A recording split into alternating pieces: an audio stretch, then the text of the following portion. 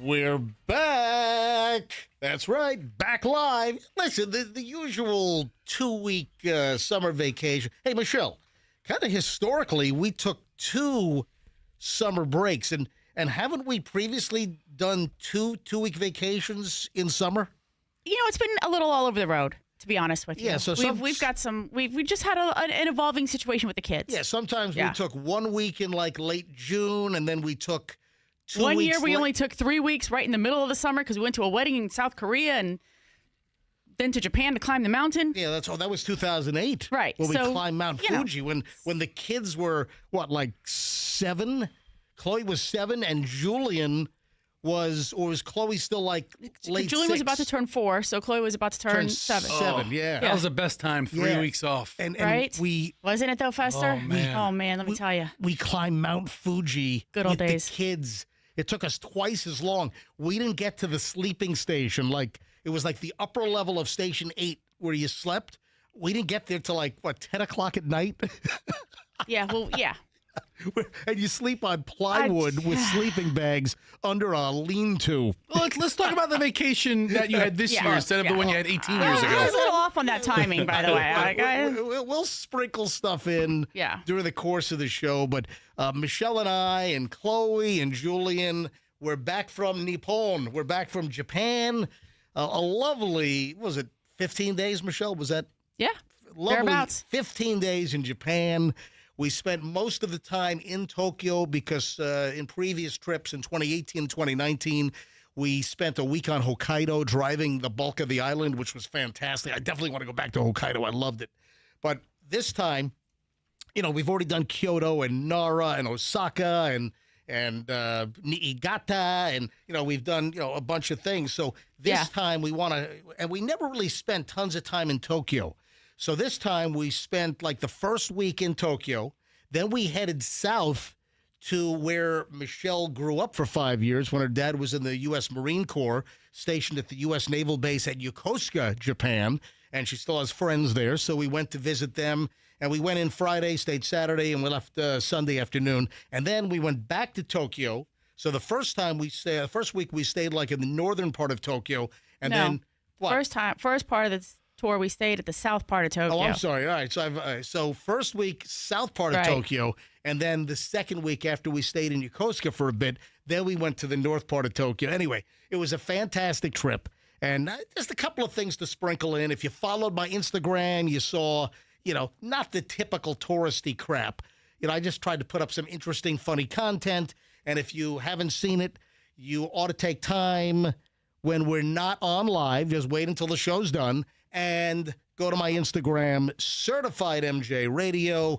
That's Certified MJ Radio. And take a look at the Instagram. Have you? I had a very Asian-inspired trip as well. You did? Yes. I went to the Sanwa Market on Hillsborough Avenue. On East Hillsborough Avenue? If you've not been there, that is really a local gem. Have not? It's fantastic. I have Add it to been my there. list? Yeah, you should go. You should go one day after the show. I picked up some hoisin sauce and Hoisin. whatevs. Yeah. And, I think it's Hoisin. and a new bottle of siracha. So really, You realize you can get all that at a regular supermarket, right? Oh yeah, I know. I'm gonna buy hoisin sauce. Anyway, go to the source. We're back. Did you go anywhere? 2 weeks? Did you guys hit the road anywhere? So or- this has been a crazy 2 weeks. Yeah. I mean, there was no. We took day trips the first week. Yeah. Because Hadley's starting school. The kids started school last week. Last week was school mode. I'm excited to hear about that. You know, and so it. Hadley started high school? Yes, I'm glad you had a big vacation, which is great. But as far as taking a trip out of town, this wasn't the greatest week. Well, listen, typically we like to be back before school starts. It's not often that we're gone the first week of school, but the way things rolled with Chloe doing an internship over the summer at the state attorney's office, you know, after the previous year, she actually worked there before her first year of law school, which you just finished. Chloe was an employee. She was actually a felony assistant, a paid state employee for a whole year in between undergrad graduation and law school. And then this summer, as just completing her 1L of law school, she then went back to the state attorney's office where she was formerly paid. She went back for free to intern. So she went until the end of July. So listen, the vacation schedule, and then Julian going back to school, in a couple of weeks. This was our window, That's so fine. that's why we were not back for the first week of school, which I typically like to be back for the first week because of listening habits. So I apologize. Hopefully, most people stuck around and listen to the best of. And for a lot of people, the material we run is brand new because a lot of people haven't heard what we originally did. So if you haven't heard it, it's new to you. It's like, NBC Thursdays back in the 90s. If you haven't heard, it's Seinfeld. It's, if you haven't seen it, it's new to you. Remember that slogan? Absolutely. Yeah. So we're back. Great vacation. We had a phenomenal time. And guess what? Michelle forgot the gift bag. We some gifts for you and the family. Thank you. Got a gift for Andrew and Andrew's girlfriend. That's wonderful. Yeah, Thank you very much. Well, they're sitting right by the door. You lugged it all the way back from Japan. Did I lug it? Let me tell you. Oh, dude, listen, we'll get into this later on. Dude, did you see the video about us buying our third piece of luggage to come home with? I saw Julian clunking down the street like a homeless person in Tokyo, and I'm like, what's this? And you're like, this is the third piece of luggage we've bought. And I'm like, this isn't like MJ. It is. You travel light. Oh, my God. All right, so I'll get into this later on. First of all, on this trip, we did break one of my cardinal rules. So a rule, let me jot this down so I don't forget. Rule broken. All right, so a rule was broken going to Japan, and I'll get into those details. So, Michelle, listen, today's going to be jammed up. Maybe it's good that you forgot the gifts. Tomorrow we can do gift presentation. Today it's just, getting back, and there's just so much material on the table. Some things happened while we were away we have to discuss. And listen, just with the material I gathered over the weekend, I've got a full show plus. So we'll do gift handouts tomorrow here on the MJ Morning Show. Oh man, I bought 4 real serious Japanese chef's knives. Oh. Yeah, which is something I've wanted to do for a while. And I bought some serious stuff, as I cruised for hours, did extensive research, and spent hours on the famous Kappabashi Street. What's that prefecture called, or that little part? Asakusa. Asakusa. So Asakusa in Tokyo, is it Taito City? Taito City. So Kappabashi is this famous street where the restaurateurs and the chefs, they buy a lot of their restaurant supplies, and a lot of the sushi chefs, they go there to get their serious $1,000 sashimi knives. Anyway, I got 4 Japanese serious handmade knives for my kitchen excursions. And listen, I needed better knives, and I'll discuss that. Yes. No, I did. Stabbing your wife. Have you seen Ginsu? Because the only listen, I mean, they cut through a can, then it cuts through a tomato. It's funny you said that because I texted that in my friend group to my high school buddies. Because I was talking about how I got these great new knives, and then I texted, "It'll cut through this aluminum can. It'll slice through this aluminum can, and then slice this tomato paper thin. Paper thin, yes. But don't act yet. But wait, there's more." Yeah, so it's funny you brought that up. So I'm going to bring a knife or two in and then show out on MJ TV. So I'll do that a little. Do you have a Ginsu knife commercial? Yeah, I was going to play it. I was going to save it for a little later, but yeah, I get commercials. All right, we'll do that later on. All right, just getting rolling. Back from vacation. We are live.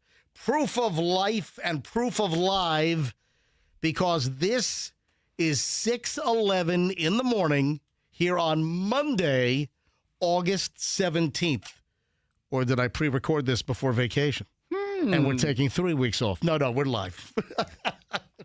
So do not miss one moment of today's broadcast here on the MJ Morning Show, Q105. When we get back, oh man, I got this AI $2 million debacle. AI, and that's like pennies compared to where AI crash could actually end up. Hold on, we got a lot of stuff when we get back. Don't move. MJ Morning Show, Q105, stand by. In Hillsborough, we have a crash.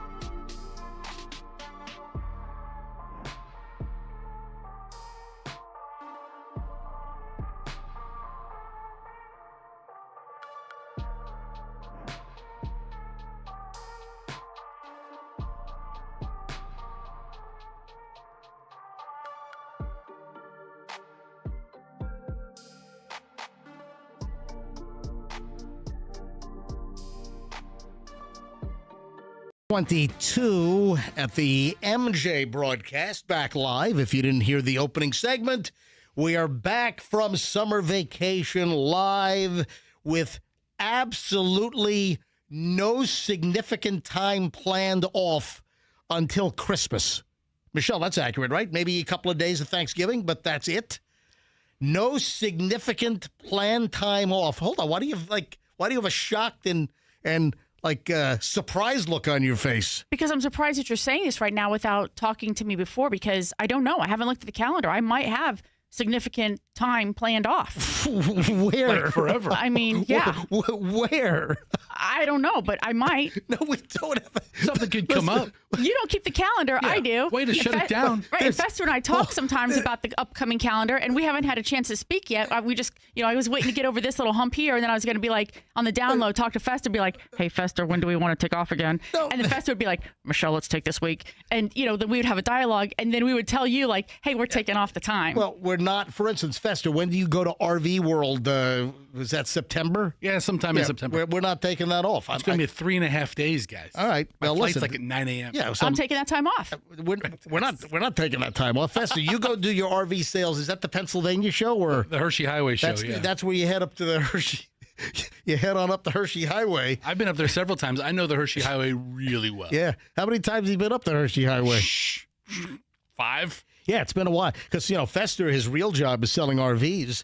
And there's this huge, national super show in Hershey, Pennsylvania, right off the Hershey Highway. It's on the Hershey Highway. It's like the biggest thing on the Hershey Highway. Exactly. How'd you like to barrel a 40-foot RV down the Hershey Highway?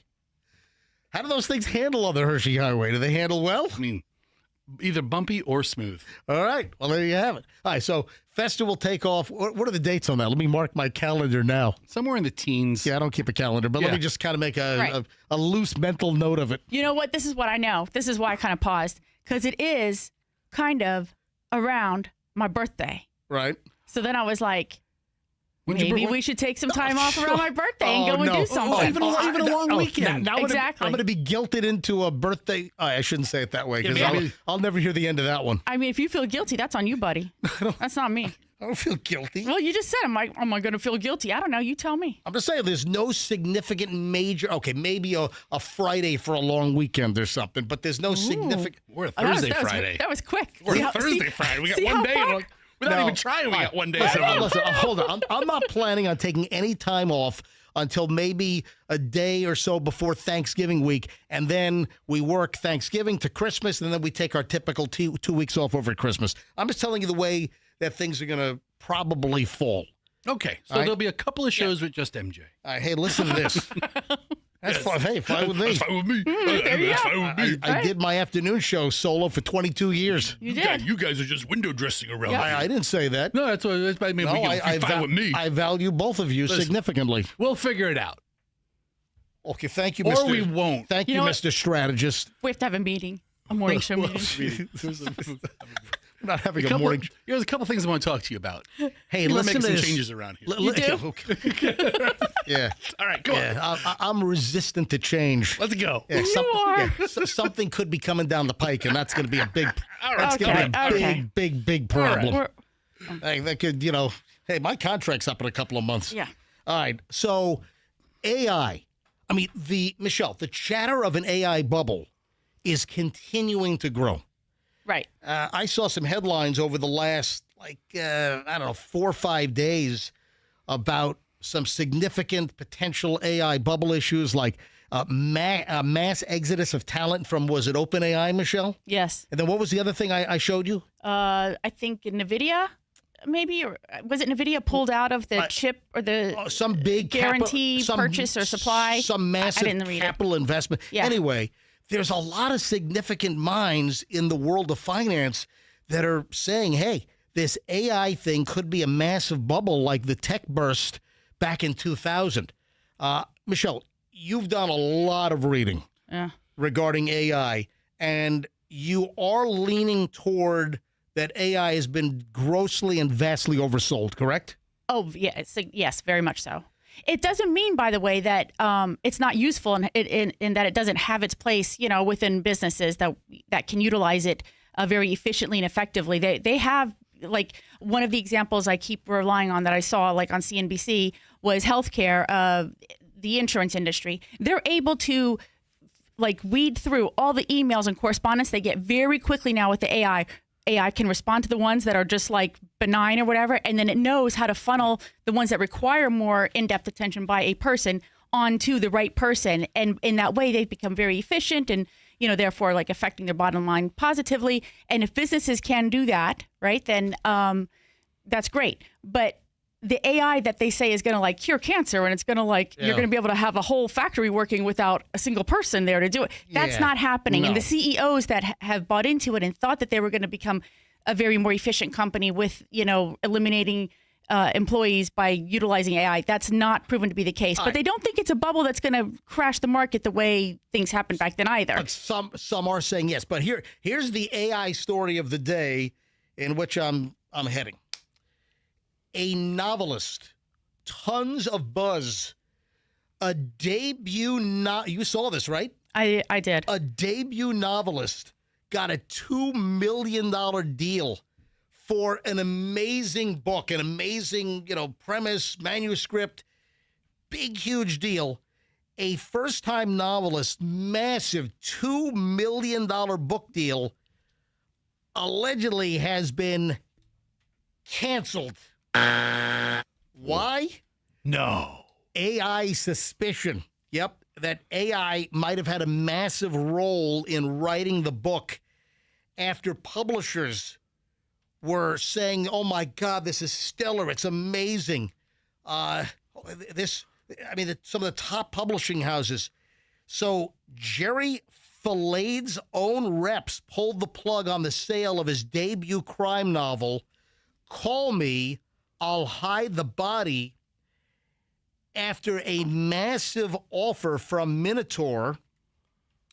Isn't that the horseman kind of thing? The Minotaur, isn't that, Isn't it like the half horse, half human? Yeah, is that a Minotaur? Yeah, Minotaur? Anyway, that sounds right. Anyway, that's a label of Macmillan, U.S. So Macmillan Publishing, that's one of their, I guess, boutique labels. In an email to the publishers, the agents for this Jerry Fillade, it's Falade, they reportedly said that they initially accepted the author's assurances that AI had not been used in writing and editing the manuscript. Jerry Fillade produced an incredible manuscript that dazzled us and the top publishing professionals around the world. They were quoted as saying, unfortunately, we are no longer able to authenticate how the manuscript fully evolved from its origin to completion. And then the agents also said that they had vetted the manuscript with Fillade during the submission process and trusted his assurances that no AI was used, but then they moved to withdraw the book because they could no longer substantiate the guarantees that no AI was used. Wow. Is this the knock on any author that has a good book now? Must be AI. Well, this book is too good. This must be AI. He used AI. What proof is there? Right. I don't know what author wouldn't use AI at this point in time to even verify that their ideas might be their own and original, or to even try to research analogies or put it through a grammar check. Right. Listen, gargantuan, humongous interest was generated on both sides of the Atlantic Ocean, according to this report, according to Wall Street Journal. In the U.S., the big publishing houses in the U.S. and the huge publishing houses in London, massive interest. There was a U.S. auction run by some, I guess, literary company, 14 bidders, and a UK agent in the United Kingdom. They were able to secure this massive, massive book deal for this guy. And now apparently it's all gone to crap because his agents are pulling out saying, nope. So clearly, there's more than just smoke here. They must have some significant concern and proof that this book was not written from this author's mind and was significantly propped up, written, generated through the use of AI. The guy could just go into Chat GPT and say, write me a write the best book ever that's going to dazzle publishing houses on the East Coast of the U.S. and also in London. So when I make pictures of you or I on ChatGPT, Yeah. doing funny things, right? I put as one of the directives, the more ridiculous, the better. Oh, do you really? I tell ChatGPT No way. what I'm looking for. Over the top ridiculousness. Yes, I'm looking for humor. I'm looking for ridiculous. The more ridiculous, the better. So you give it prompts, and then it comes up with something really ridiculous. I'm like, this is pretty good. We'll go with it. But, he could say, write me a murder mystery novel, 15 chapters long, about 220 pages, or X amount of words. Yeah. Let the role players be this and this. Make there be a cop. Make there be I asked you to do a Buc-ee's spoof. Yeah. Schmuckies. Because, Buc-ee's is really going after like small little convenience stores. And I said, hey, and I know that John Oliver did something while we were on vacation going after Buc-ee's. I haven't seen the piece. But, Buc-ee's has gotten really litigious going after like convenience stores or any business that has any, like even beaver in the name, even if it pre-existed Buc-ee's. They're trying to like strong arm them. So I said to Fester, hey, let's come up with Schmuckies and turn you into a beaver.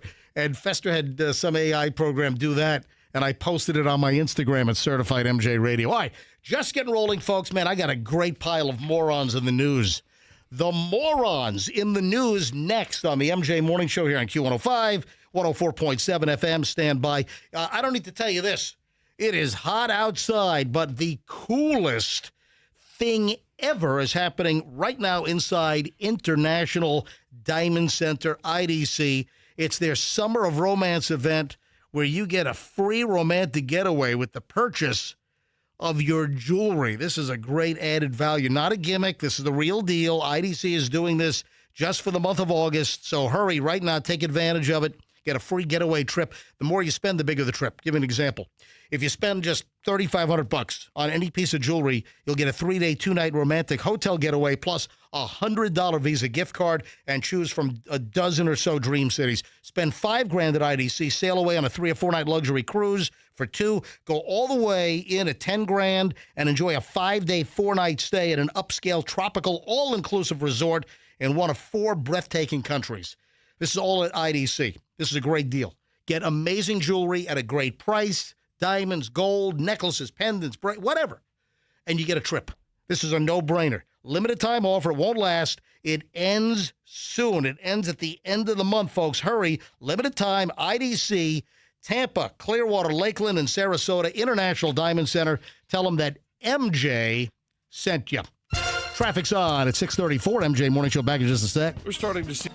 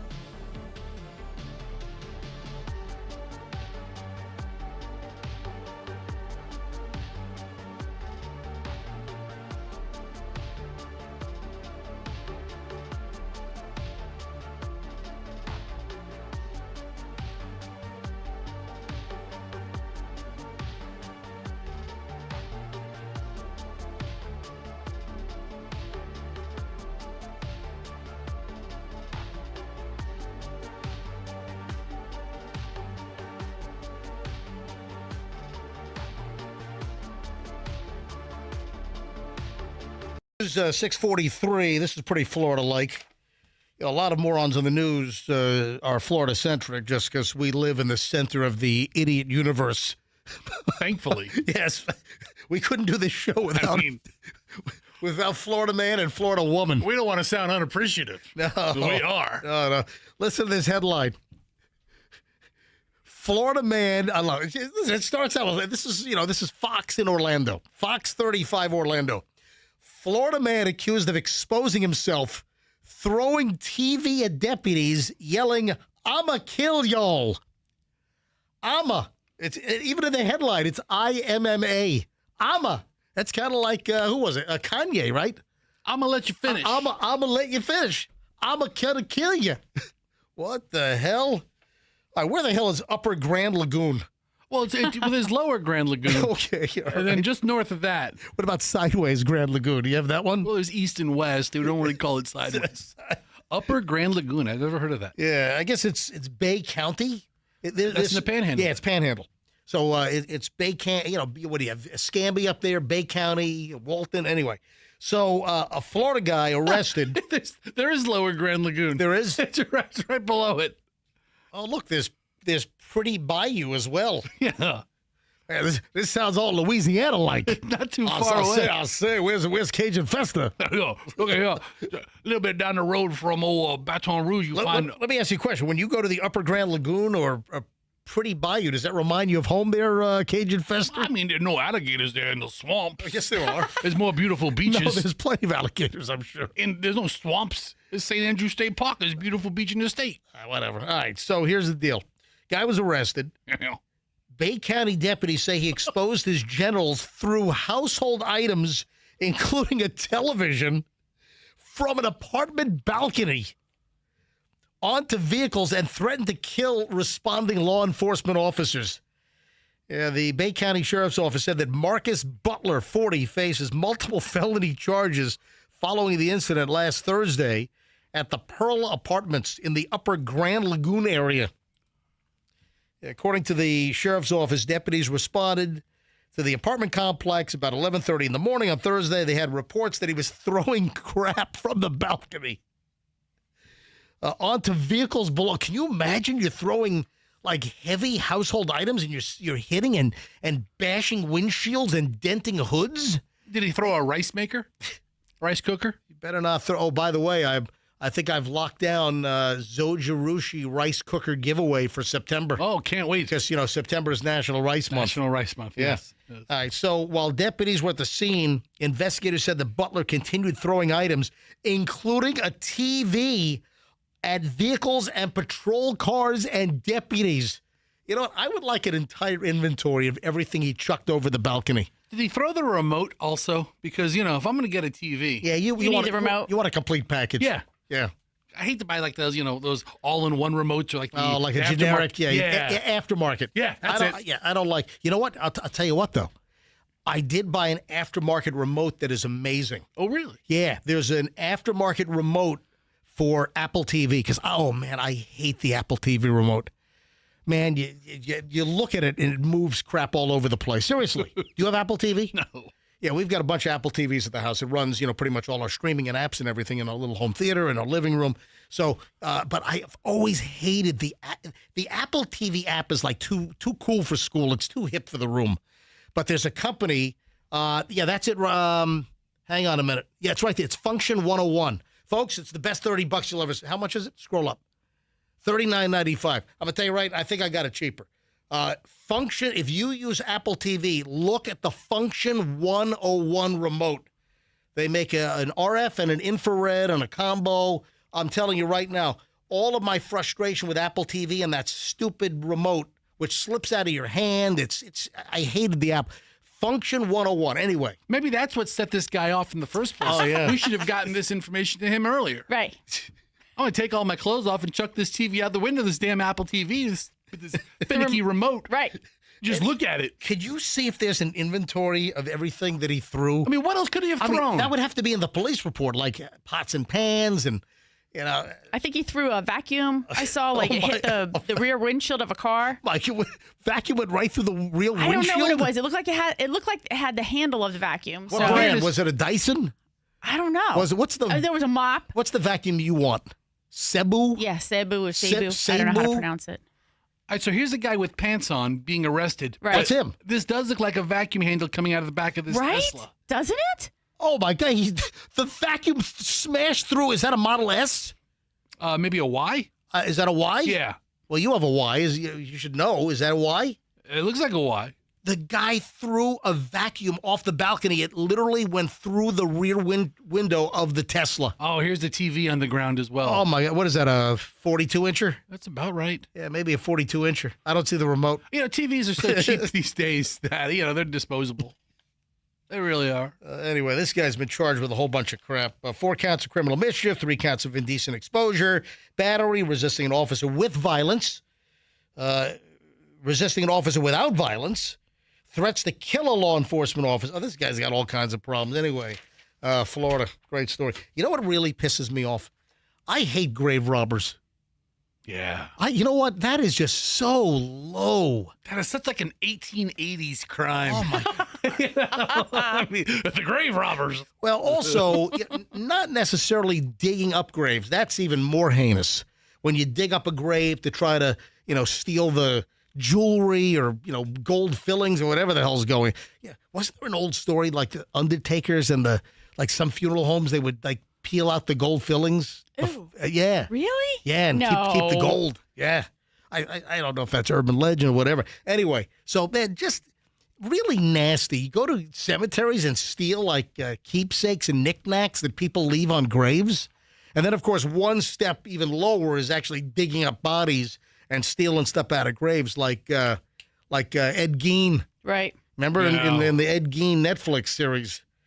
So, this is out of Orange County, of course. It's right here in Florida. Investigators are asking for the help of the public to find 3 suspects accused of traveling the country and stealing from the dead. Detectives say the group targeted cemeteries, breaking into niches that hold cremated remains, taking family heirlooms left for loved ones that can be, priceless to relatives, even if they don't have a lot of value. But authorities have identified the suspects: Drake Lee Malam, 33, his girlfriend Portia Bancroft. But you think it's Porsche or is it Portia? Portia or Porsche Bancroft, 32. Bancroft's mother is in on the action, Angela Garrett. She's 52. All 3 have warrants and can be extradited back to Florida to face charges. The alleged thefts have struck a nerve for families who believe their loved ones' resting places were secure. Investigators say items taken may include jewelry, keepsakes placed inside niches. What is a is that like a burial vault? Yeah, sounds. I think it is. Yeah, such as wedding rings stolen for quick profit. Yeah, because gold and diamonds or whatever. Statewide, officials say at least 20 reported cases are here in Florida. Detectives believe the number could be much, much higher. The Attorney General's office in Tallahassee and the statewide prosecutor's office is handling the case. Yeah, who's the guy that we met that works for the statewide prosecutor's office? Louis? Yeah, Louis Aguila? Right. Yeah, Louis Aguila. He's running for judge. Yes. Tomorrow. The election day is tomorrow. Yeah, he's a good guy. Yeah, he was, I think, at the state attorney's office. Then now he's with the Florida statewide prosecutor's office. Right. And he's running for Hillsborough County judge. Louis Aguila. Yep. I mean, I know a lot of people who are going to vote for him. Everybody that I talked to loves him. They said he has great work ethic and just a solid sense of, what should happen in the courtroom. A lot of people, he's in a race with Peacock. Right. Yeah. So statewide prosecutor's office has this. That's the lowest. Suspects are believed to live in Indianapolis, but may have committed grave-robbing crimes in at least 9 states. That sucks. The whole orchestrated deal, man. Earlier, you talked about the people working at funeral homes stealing teeth. Would you care to guess how many stories AI cranked out almost instantly of this happening? Stop it. 4. That's it? All around the country. Are you serious? Of people who've been arrested and sentenced 7 years in prison, 15 years in prison. That just seems really gross. Anyway, if anyone know where these grave-robbing thieves are, lowlifes, contact law enforcement. All right, first dose of morons in the news. I might do 2 doses. I might have another, because I have so much good stuff. There's so many good morons. You know what? I'm going to do a part 2 next here on the MJ Morning Show on Q105, 104.7 FM. Please stand by. So my friends at Banco, they want you to know they are here for you, whatever your garage door issues may be. So we're back to school, obviously, and the back to school savings event is on with Banco overhead doors. So what does back to school have to do with garage doors? Well, I'll tell you, because the garage door is going to be opened and closed more often. Think about it. The whole family, the kids, that garage door is opening up faster. You agree?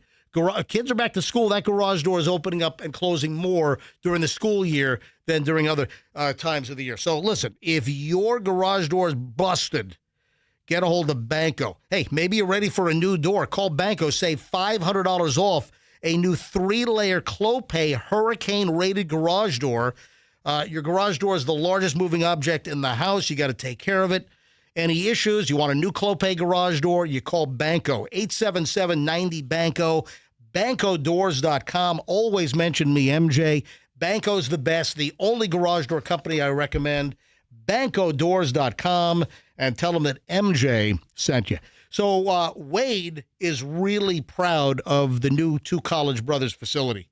So they moved to a massive new building And what this means is even more climate-controlled storage. So Two College Brothers is not only the best moving company that you can hire to move you from one apartment to another, one condo to another house. You want to move across the street, across the state. You want to move out of the state, across the state, wherever you need to move. Best moving company is twocollegebrothers.com.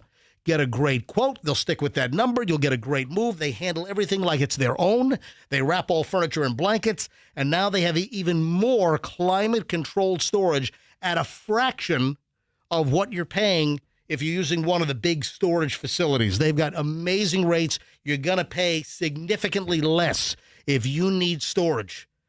And they'll even pick it up. It's twocollegebrothers.com, moving and storage, twocollegebrothers.com. Tell them that MJ sent you. Traffic's on 6:55. MJ Morning Show back in just a sec. I-4 West.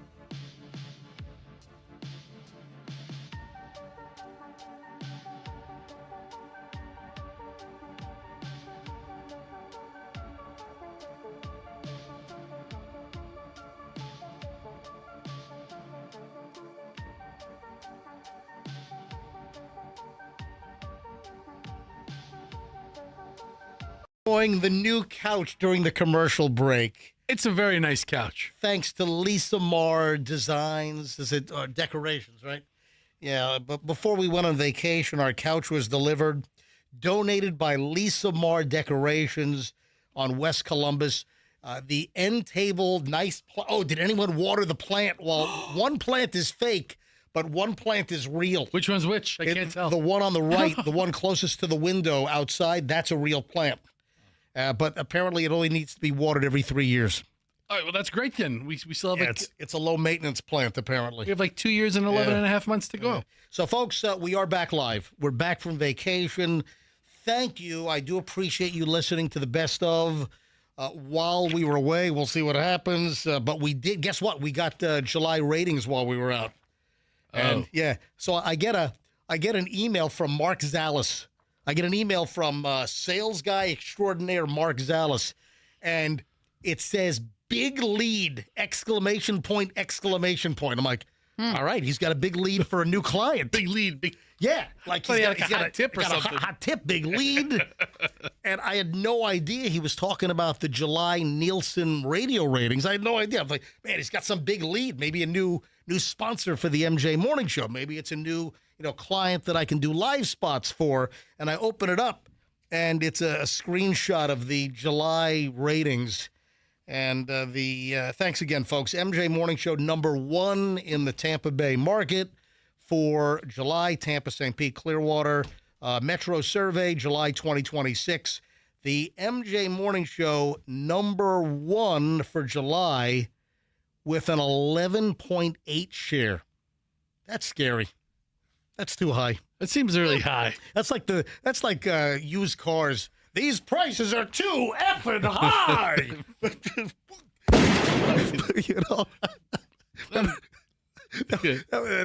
That movie's great. We gotta watch. Michelle, did you ever see Used Cars? It doesn't sound familiar. You've never seen that?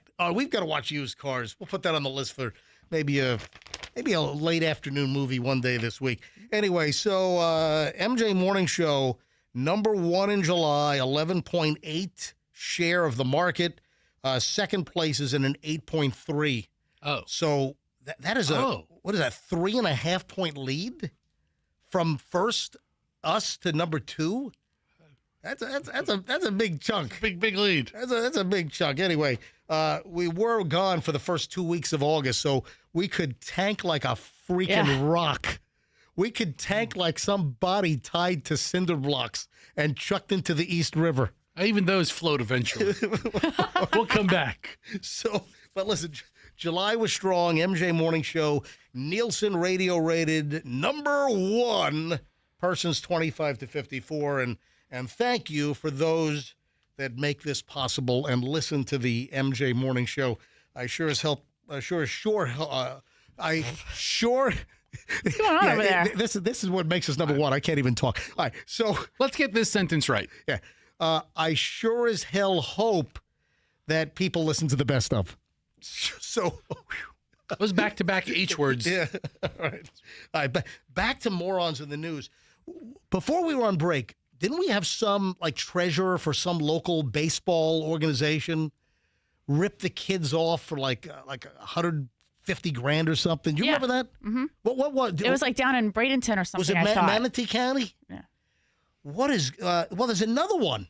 See if we can find the baseball one.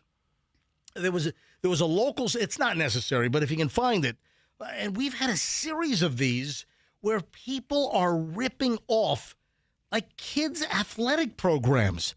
And I know there was one in Sarasota. Yeah, it was to the tune of $200,000. Yeah. Yes. All right. So former treasurer of the Sarasota Little League, Anna Turner, was sentenced in July of 2026 to a year in jail, 25 years probation for for stealing over $200,000 from the Sarasota Little League. Guess what?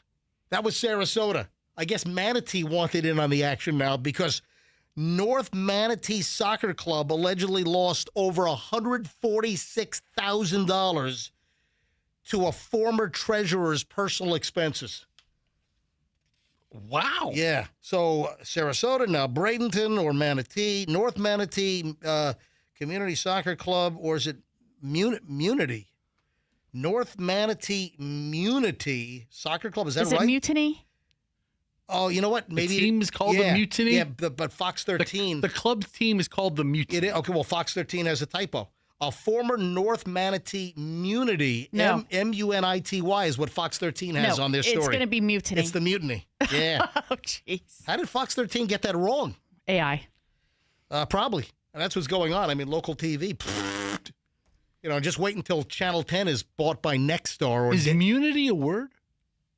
I don't think so. Mutiny is a word. Yes, that's Mutiny is a word, that's what we're saying. But I mean, it's not. Is it such an obscure word that like hold on. autocorrect when it's Dude, you know? But it could be a proper name. I mean, you don't know.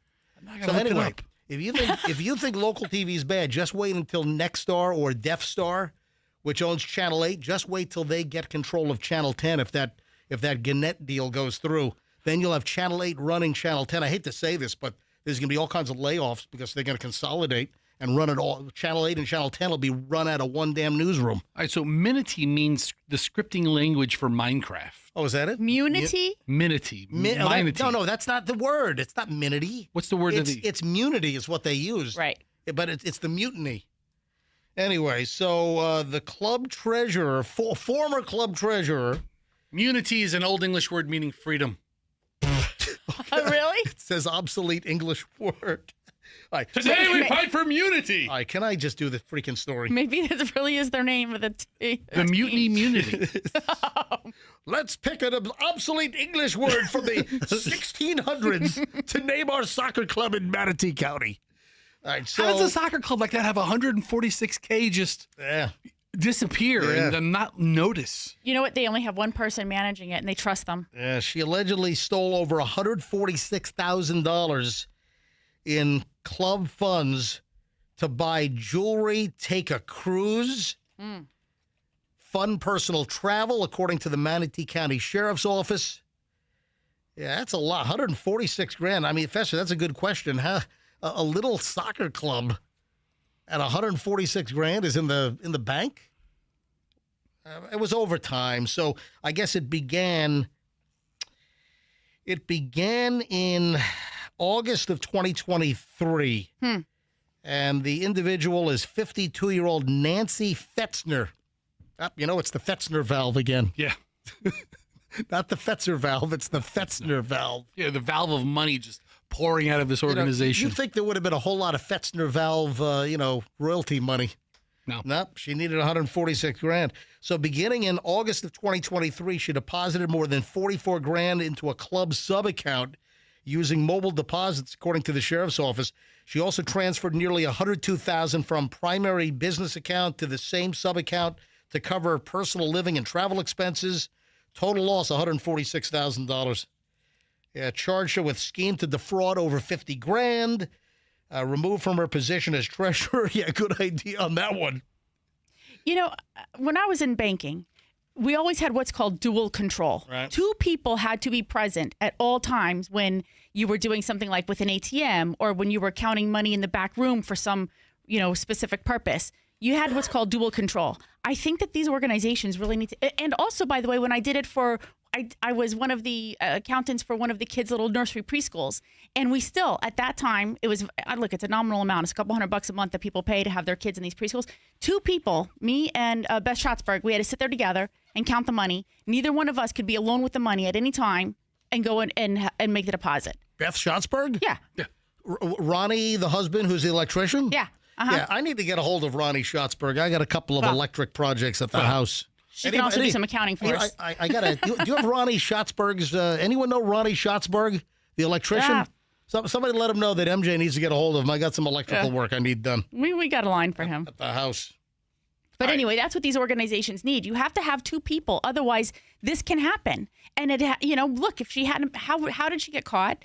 And it wouldn't happen if you had two people who knew and were on the accounts and could then question and verify, why the money was being moved around like that. Look at this free advice from lawyer and accountant Michelle, my lovely wife. Yeah. Who came in a couple of days to fill in and hasn't left a year and a half later. Please release me. Well, it could happen here pretty soon, actually. You never know. Natural. Never know. No, the whole thing. I mean, listen. We got back to number one. That's all I wanted to do. My mission's complete. Done. Over. Exactly. That's it. Go out on a high note. I'm going to do the blackjack dealer, where they show both sides of your hands. They slap their hands. And that's it. That's it. Done. I'm done. Change it out. Hate to be the show that comes on after us, after I shut this thing down. And anyway, so following the investigation, the North Manatee Munity, they still have nudity in here. It's a proper word. I mean, spell check would knock it off. Spell check would not. Knock it off. All right, so following the I don't investigation. know who's leading the news operation over there. The North Manatee Mutiny Soccer Club, but second time in the story, Fox 13 as Munity, released a statement addressing the community and detailing their internal response, blah, blah, blah. Anyway, so, I mean, what is up? What these treasurers, I mean, again, listen to my wife, have dual control. You got to have oversight to keep, everyone honest. Although, let's be honest. Most treasurers in athletic organizations for kids are honest. Or they just haven't gotten caught yet. Or they haven't gotten caught yet.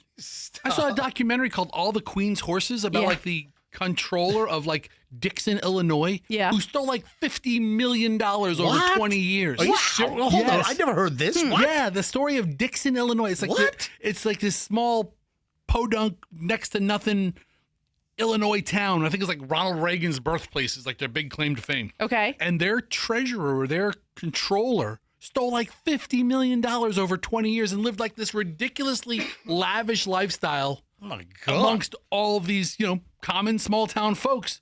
And then her with this horses and expensive cars. What's the name of this one? I got to watch it. I think it's called All the Queen's Horses. I write that down. Was it like Netflix or something? Some Netflix or maybe Amazon Prime. And it's this fascinating story about how this town they trusted her so blindly. $50 million? $53 million, What the I think hell was the final number. What'd she do with the freaking money? $53 million. Everything. So it's like this town of common folks. Right. And there's one opulently wealthy person. Would she have 19 or 25 Amazon packages showing up a day, every day? Each one with Arabian horses. I mean, it was really, she was into horses and stables. I bought expensive. an Arabian horse on Amazon. I think her backstory was that she was an heir to the Campbell soup fortune. Are you Stop kidding? it. Are you serious? I mean, she had a MJ, story. listen, She didn't have enough money from Campbell's soup? No, she wasn't. She was No, never. that was her story. She was never a Campbell soup fortune. Her backstory. That was the fake story. Yes. MJ, you walk up to somebody and says, "Oh yeah, hey, how does this person have all this thing and this and that?" Good. Yeah. Good. I'm an heir That's to the- what embezzlement is. It's good. But if you say Jeez. that, She's devious. you tell me one time you're an heir to the Campbell's fortune, I never questioned anybody's wealth again. I'm like, oh, it must be you. There you go. Listen, I don't want to mention any names, But but I always heard that somebody that we know in local radio that the pickle fortune. Well, there were two. Oh, I forgot. pickles? I forgot about The pickle. pickle lady. Wait a minute, but then also the candies. There was like I don't know the candies. oh, the candy one. What kind of candy? Hold on, I got to think of the candy. First, though, there were two stories floating around in Tampa Bay radio. Who was the Lynn? What was her Lynn name? Clausen. Yeah, Lynn Clausen. She worked at J-Corp back in the day on Gandy. J-Corp became Clear Channel, then iHeart. And Lynn, did she work in the news department or something? Yeah. At WF at 970, right? Yeah. And her name was Lynn Clausen, and the story was that she was an heiress to the massive Clausen pickle fortune. Is that true? I never heard anything that said it was untrue. What was her name? Lynn Clausen? Let's look her up. And I think it was spelled the same way. But Lynn Clausen, who, I mean, this is, I don't know, 30 years ago now, but the rumor or the spill, She's an heiress to the Clausen pickle Right, and then fortune. the second story, somebody well known in Tampa radio, there was a story that I'd heard years ago that the wife was loaded because of being an heiress to some chocolate fortune like Russell Stover or Whitman's. I think it might have been Whitman's. Whitman's chocolate. Seriously, The box chocolates? The Whitman's sampler or something. So Wow. that's right. I forgot about the Clausen pickle story. The pickle story is the one that I know. Oh yeah, and then chocolates as well. I don't know, but we don't know if either of those stories are accurate. Oh, I just thought it said chocolate covered pickles. But if somebody says, MJ, listen, somebody's pulling up in a super fancy car and this and that, and they say, "Oh, I'm an heir to the Clausen pickle fountain," I'd never question it again. Okay, Right. great, good for you. Whatever happened to Clausen, Lynn Clausen? I mean, I think She's still around? I have no idea. Is she really an heir? We need to get her on the air. Is that true? Were you an heir to the Clausen pickle fortune? I gotta find her now. I like Clausen pickles too. Clausen makes a good product. Lynn's appreciative. All right, what else do we have here? I got some time in this segment. Husband. Oh, this is terrible. So this is morons in the news. Chunk 2. Husband propped dead wife up in car passenger seat and drove through numerous states. Yeah, that's like a country song right there. Oh my God! Yeah, why don't you pop that into your AI song generator? Prop me up beside the jukebox when I die. Oh no, we can do a prop me up before you go. We can do a Like a collab. Yes. turn it into a Wham song. Yes. So how many states did they drive through? A Louisiana man You know, your old lady died. You want to take on one last vacation? murdered his wife and then drove through several states with her body propped up in the passenger seat. According to cops, Tennessee police pulled over Tyrone Brazil, 50, of Baton Rouge, Louisiana. I know the Brazil family down there in Baton Rouge, and they're good people, but once in a while they kill somebody. And they go get ass. He got pulled over by Tennessee police for a traffic infraction, Was he on a highway? and they found the body of his 50-year-old wife, Lenisa Bradford, in the passenger seat with a gunshot wound. Well, Oh, my God. That is morbid. That's morose. Yeah, was he on a highway? You know, That- like life is a highway. That's macabre. on the police report, it said the wife had a very surprised look on her face. Come on, Fester. Yeah, a longtime friend told the Memphis television station WREG, CBS in Memphis, that Bradford was trying to leave Brazil and had come up with a plan before he allegedly killed her following an argument in a Baton Rouge park. Yeah, the pal claimed the couple had been together for years, had marital problems. She said that Brazil also suffered from mental health issues. That's terrible. Then drove through multiple states. According to police, Brazil was pulled over in downtown Memphis. I'm driving in Memphis. That's another song with a dead body in the passenger seat. Oh, my gosh. This story writes itself. That's a great song, Walking in Memphis. That's a who did that? Cone? No, Michael Cohn. Was that Cohn? Michael Cohn? Mark Cohn. Mark Cohn. Didn't he get shot in a parking garage in Memphis? Oh, I think he did. Yeah, I think he was nearly killed in Yeah. a gunshot issue I think someone shot him in a parking garage. You write the most famous song about this town, and the town tries to kill Michelle, you. look that up about Mark Cohn. I think he was shot in like a multi-story parking garage. I think he almost died. Anyway, it's terrible. So Memphis cops pulled the car over in downtown after driving through several states and noticed that the woman in the seat was expired. Cops took him into custody. Oh, my, this is awful. Hold on. Yeah. No. Hold on. Yeah. Okay. What? Back it up, buddy. Beep, beep, beep, What? beep. Oh, He wrote the song Walking in Memphis. Right. Yeah. He was shot in Denver. Yeah. okay. I'm sorry. He wasn't In the head, though. right. He wasn't. Okay, so he wasn't shot in Memphis. He was shot in Denver, but we have the right guy. Yeah. Hey, give me some credit for remembering the damn story. You guys didn't remember that. I Shot never in knew the it. head in Denver. That's not funny. That's terrible. Yes. But he survived. Michelle, don't laugh and patronize him. I mean, the guy has a hit here. That's terrible. This guy has a hit song if Yeah. you could have capitalized on it. It's terrible. Anyway, all right, 7:20 at the MJ Morning Show. Was the woman seatbelted at least? We're back. Okay, I've got more We're questions. back live, obviously. Back live on this, 17th of August. Back from vacation. Speaking of vacation, got a couple of things to reveal. The suitcase debacle. Holy crap. Oh, Fester, I was assaulted on a flight. Oh. Yes. Oh. Michelle, was I assaulted? Yes, you were. I was assaulted by a maniac on a flight. Wait until you hear this story. Michelle, was it my fault? No, it was not. Why are you laughing? Because I told you to do what you did, and then it got you assaulted. All right. Hang on a minute. We're back in moments. We'll hear everything in minutes here on the MJ Morning Show on Q105, 104.7 FM. Let's talk about your air conditioning. You know what's great?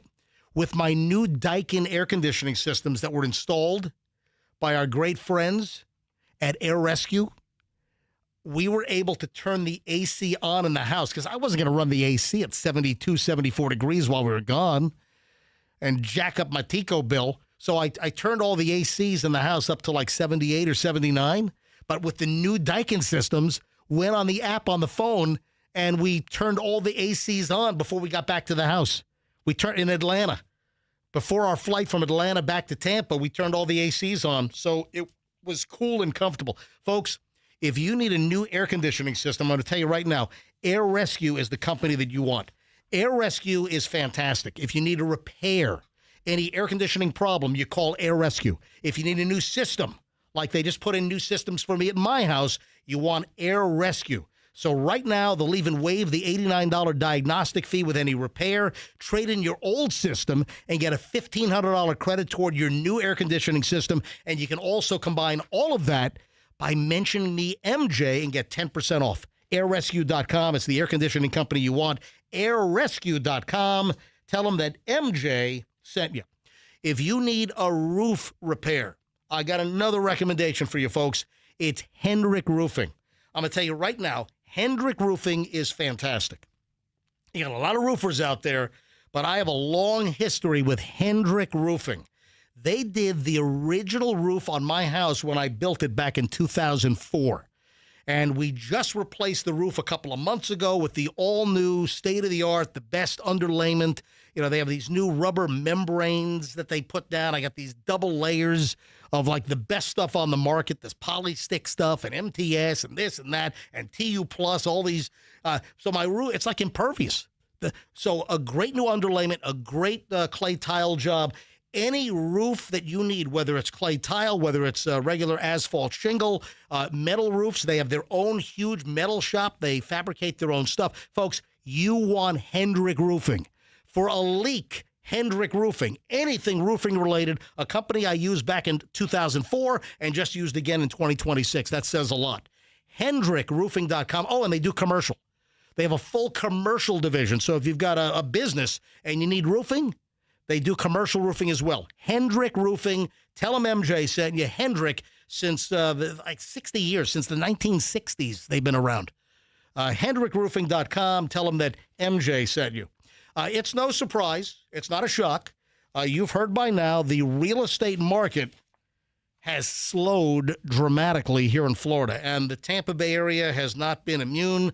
We've had a big slowdown. Folks, if you need to sell your home, or maybe you just want to sell your home, get a hold of Mark Spain Real Estate and get a guaranteed offer on your home today. Instead of having your home just sit on the market, having it age on the market, 60 days, 90 days, 120 days, 300 days, whatever. Get a hold of Mark Spain Real Estate and get a guaranteed all-cash offer on your house today. Mark Spain Real Estate can make you a guaranteed offer on your home now. Within days, you could close in as quickly as 21 days. Sell your home, get through this slow market right now, and sell your home. MarkSpain.com, get a guaranteed all-cash offer, and start packing. That's MarkSpain.com, and tell them that MJ sent you. MJ Morning Show. I was attacked on an airplane. Details next. In Pasco, we have a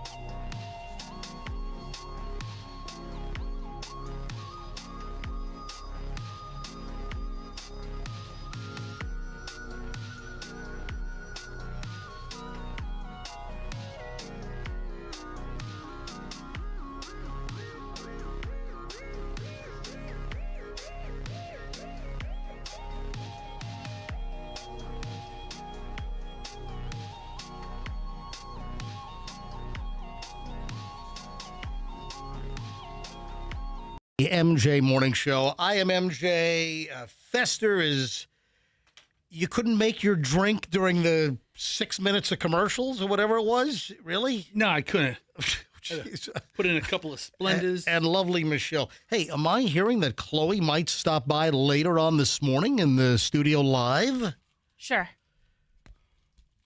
Well, Chloe stayed at her boyfriend's house in St. Pete last night because, I know why. well, Chloe's going back to law school this week, and her birthday is the 20th. So Chloe's 25th birthday is coming up on August 20th, and she's not going to be here. So her boyfriend, who lives here, took her to Elliott Astor.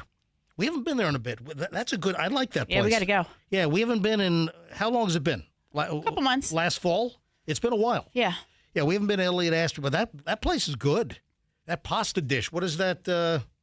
Some kind of crazy noodle that they make Yeah, there. what does that call it? It starts with an R. What's that? I like that noodle. What's that? Rigatoni. It's not no, it's not rigatoni. Ravioli. No, it's not raviolis. No, it's what is the name of it? Come on. It's I don't going to know. drive me nuts. Ratatouille. Ratatouille. It's not ratatouille.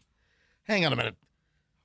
I need to ask. What do you mean? Okay, well, don't rush me along here. This is gonna drive me nuts. Okay, take your time. Hang on a minute. No, we'll just sit here. Water pasta. Hang on, let me talk to my. Stop talking. I'm talking to my machine. Stop. Hang on. Shh. All right. Water pasta shapes that begin with an R. All right. Hang on a minute. I always forget this damn thing. List of pasta. Rotelli. No, it's not rotelli. Oh man, long and medium. Son of a shortcut pasta. Hang on. R. It's gonna drive me nuts. Folks, I can't move on. Starts with an R. Just look at the menu. Yeah, look at the menu. That's the best way to do it. That's the best way to do it. That's what I thought of, and then I forgot. R. I'm looking at a list on. It's not going to be on there because it's not like a real. No, it is. It's radiatory. Radiatory. It is on the list. I'm looking at it right now. We saw the say radiatory. Yeah. Yeah. Elliott Astor has a radiatory pasta and a great sauce. So Chloe went last night. Oh, you know where Chloe was? You know where Chloe was yesterday? And then I'll talk about me getting assaulted on a freaking airplane. Yeah. Chloe yesterday went to the Rays game. Yeah, they played the Orioles at noon or something. You right? want to know why Chloe went to the Rays game yesterday? Did she throw out first pitch? No, but guess who did throw out the first pitch? Who? Hillsborough County State Attorney Susie Lopez. Oh, how'd she do? I don't know. I didn't get a full report, but First pitches are either perfect or they're viral. Like you throw the ball in the stands or you dribble it to home plate. You belt a mascot in the crotch. How did you do when you did it? I totally forget. Michelle, I was great. They wanted me to throw. When I threw out the first pitch, I still have my Rays jersey. Yeah. My Rays jersey, I think, still says Devil Rays still. I have a Devil Ray with my name on the back, and the old number for our old radio station is my number on the back. These days, they'd have to put 104.7 on there. It's a lot of numbers. Yeah, it is. So I've not been invited back to throw the first pitch at the Rays game. Because you did such a terrible job. I did not do a terrible job. I don't know. So, Why won't they invite you back? Chloe was with me. Yeah, she was. She was out on the field with you. Chloe was like, what, 6 years old, I think? Mm-hmm. We've got a picture of it. Yeah. So I threw out the first pitch, I think, in probably 2007, 2008, somewhere in that vicinity. And they wanted me to throw the first pitch from like 30 feet. And I'm like, screw that. I'm not going to be a wuss bag. I'm throwing the pitch from the mound with my foot on the freaking rubber. What is it, 60 feet, 9 inches? What is the actual distance? That sounds about right. Well, no, look it up. Andrew, what's the actual distance? In Major League Baseball, is it 60 feet, 9 inches? Just blurt it out. I got your mic up in the production room, in the producer's room. I think it's 60 feet, 9 inches. 60 feet, 6 inches. 60 feet, 6 inches. Boy, those extra 3 inches. Yeah, man, I'll tell you what. All right. Makes all the difference. So Chloe went to the game because, Chloe interned at the state attorney's office in Hillsborough County over the summer. And Susie Lopez, the great state attorney for Hillsborough County, threw out the first pitch. But I have not heard how she did. Maybe we got to call Susie up and ask her how she did. Hey, Susie, if you're listening, and she regularly does, send me a text. And let me know if you're available. Love to know about your first pitch. All right. Japan. I got a lot of little Japan stories to to drop in during the course of the morning, probably during the course of the week. If you didn't realize it, we were away for 2 weeks. We ran the best of, and a lot of people didn't realize it because the material is good. We put together good best of shows. Andrew does a phenomenal job making it air. And yeah, I want the show to sound normal, and a lot of people think the show is live because I get all kinds of email. I get all kinds of contact on social media, commenting on the material, because on a best of show, the plan is to mix things up, run things at different times. So if you haven't heard it, it's new to you. So we're back live now from vacation, and we didn't get off to a great start. You got assaulted on a plane? First freaking flight. I was assaulted by a maniac. One of these aisle rushers. So you're leaving Tampa? Oh, yeah. Well, we were getting off the plane in Toronto. Okay. So here's the deal. Michelle is excellent at finding and booking airfare. I'm going to be honest here. I am not flying, 13, 14 hours. I'm not flying that in a regular coach seat. I'll fly in the back of the plane. I did for Spirit Airlines when they were in business. I flew Spirit 40 times in the last couple of years to see my parents since my dad's not in great shape. I bought the cheapest fare. I was flying $37.99 fares to Fort Lauderdale. No carry-on luggage, just a personal item, no assigned seat. I was sitting back of the freaking bus sometimes middle. I finally figured out the algorithm and how to, game the system with Spirit. But so I'll fly on Air Canada up to Toronto. We were in the back of the plane. We were in the back of the bus. We were in the back of the plane because Michelle got cheap seats from Tampa to Toronto on Air Canada, which is, they operate Rouge. So it's Rouge by Air Canada. And Michelle bought some cheap-ass tickets. I'm fine with that. But we did all fly business class from Toronto to Narita in Tokyo, Japan, or outside of Tokyo, because that's a long freaking flight. But here's the deal. Michelle, she found like an unbelievable fare on Air Canada. That's why, and this is the second time we've done this. Somebody told us this trick is, you just take a quick little hop up to Toronto and you can fly to first class on Air Canada for like half price, half of what like flying Delta or, United would be, or even JAL or ANA over to Tokyo. So we got a great rate for business class. Michelle found it, so that's why we flew to Toronto first. And you're not going to believe this. We're getting off the Rouge flight, little Airbus like 320 or something. We're in the back of the bus. We're like probably 5 aisles before the end, like 30-something aisles, and we were like, 27 or something, 26. And everyone's deplaning, and of course it takes forever to get off the freaking plane. And this guy assaults me. And the flight attendants start freaking out, and they're like apologizing. All right, so here's what happens. The plane is deplaning, and like I said, it takes forever. The first class section goes or business, then the middle of the plane. It takes 25 minutes to unload a plane when you're in the back. It's a long freaking time. It takes a while. So right away when we land, someone from the back, some lady rushes, an aisle rusher. It's like, oh, yeah, I'm going to rush as far up as I can get. Anyway, what'd they get? They got like 4 or 5 aisles or rows up? Maybe 4. It was a really... That was a lady. Yeah. And then, so I'm in the aisle seat. I get out of my seat, just, I pop up the armrest in the aisle. I just kind of lean out into the aisle, get ready to pop up when it's our turn. And this guy starts rushing by, and he says, hey, let me get by. I'm like, no, just wait. You're in the back of the plane. Just wait for the rows to orderly deplane. Was he Canadian? Was he like, let me out? Let me out now. I want to go out and about. Out and about the plane. I have no idea where this guy was from. But this guy, I said, dude, just wait. Relax. Michelle, what did you witnessed the whole thing. What actually happened? The lady rushed by. I said, you know what? These other people are going to start rushing by too now. So I said, stick your legs out. Dude, get out there and block the way because it was annoying. Yeah, we're all look, it's late. We're all tired. It's midnight. Everybody wants to get off the plane. Yeah, we had like a 9:30 flight from Tampa to Toronto. And he's standing right there, and he could see he's kind of itching to like get past you, and you're like, the whole aisle is blocked. It's Right. like the whole plane. Everyone's waiting to just orderly deplane row by row. right. And so then he's standing there, and he's standing there. You can tell he's getting like a little antsy. And I told you to stand up and stick your legs out or whatever, and you did. And then the next thing you know, he just decides, forget it, I'm just going. And he literally pushes you out of the way He shoves me. to get He got you out of the way. And Yes, he did. Michelle, how far did he get? two rows ahead. 2 rows ahead because the whole thing is blocked because people are deplaning. I mean, the guy shoves me out of the way. He's like, let me get by. I'm like, dude, just wait. No one's going anywhere. It's row by row. Just chill. And the guy pushes me. The guy like rams me and pushes me out of the way. And what did I say? I've been assaulted.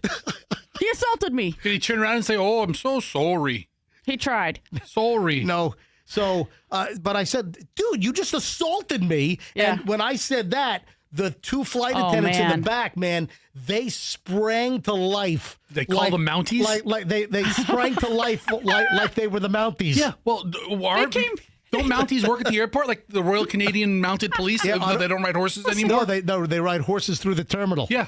Clop, clop, clop, clop. No, they came running up. Yeah. They want to know what happened. So, MJ's telling his side of the story. And the other guy's like, no. And I don't even know what he tried to say. And he didn't like whatever you were saying about, how he pushed Like, past dude, you. you pushed past me. Right. We're all trying to wait to get out, and you shoved me so you can get 2 seats forward. Right.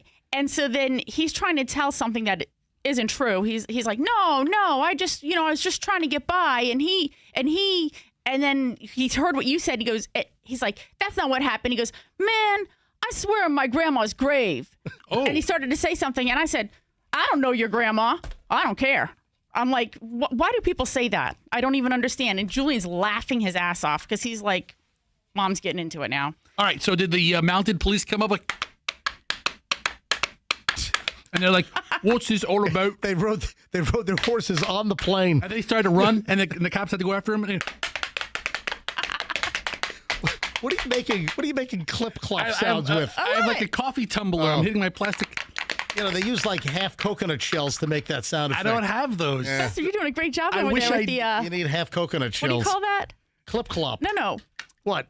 The making the noise thing. A Foley effects? Yeah, you're a great Foley artist over there. You're a great Foley All sound right, effects somebody guy. tell this horse to get out of here. All right, so I don't know. That sounds like a lot. I- Three-legged horse over there. listen, I thought the flight attendants were going to maybe call airport security, but But then they did what? Nothing. They didn't do No, said- anything. this is what they did. They said, I'll tell you what they said. go ahead. Would you like some chocolate, sir? Oh, how about some wine? Would you like some wine? I'm terribly sorry this has happened to you. And I'm like, are you kidding me? You're offering him wine and chocolate? Like, we're getting off the plane. I don't want wine and chocolate. What am I going to do with that? Walk through the airport with you, like, drinking your wine and eating your chocolate? This is Canada, man. You can do that. here. Listen to this. They went to the back of the plane and they brought a stack of Kit Kats. Yes, You know what? I would have taken the Kit Kats. we did. You're Yeah. like, thanks. Like, were they like sealed bottles of wine? We didn't take the wine. You're already past customs, right? You can bring. Would you like red or white, sir? And I'm like, he's not taking the wine. We're getting off the plane and going to a hotel to sleep. I think they were going to give me a bottle of wine because we had a hotel room for the night in Toronto, right near the airport, and then we were leaving the next afternoon from Toronto to Japan. And if I would have pursued it, I could have said, "Listen, this guy assaulted me. I want the police here." But listen, I didn't want that. I didn't want to.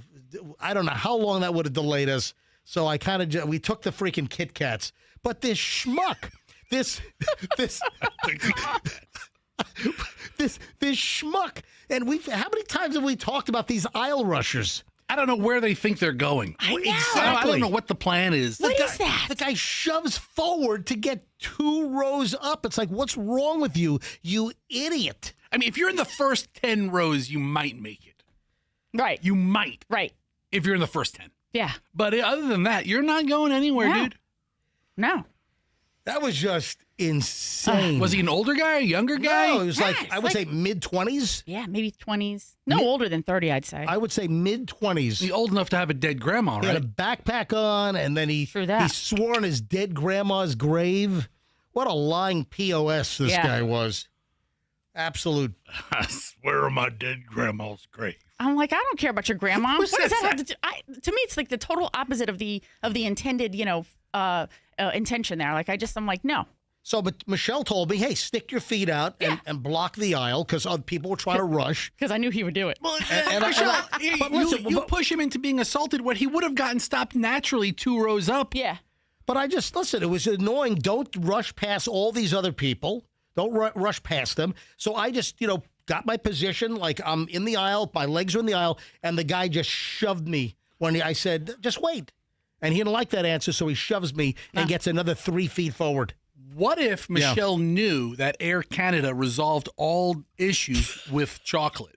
Kit Kats and wine. This was a big ruse to score some extra candy. You know what? It did help us out that night. Yeah. Because we were kind of hungry when we got to the room. And the next morning, we didn't really have breakfast before. I was like, and we were all in the middle of the night like, where's those Kit Kats? Kit Kats for breakfast. Sounds great. Whole stack of Kit Kats. All right. Well, I'm glad you made it there. I'm glad you didn't get beaten up on a plane. Anyway, anybody have an aisle rush? Anyone with any thoughts?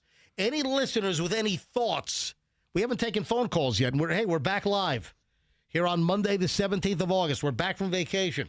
Any thoughts on this? Any observations? Anybody have any aisle rushing issue? I mean, it's just idiotic. And it's like every flight now, you have people that try to aisle rush. Just knock it off. Any thoughts? Any comments? 800-990-1047 is how you get in. 800-990-1047.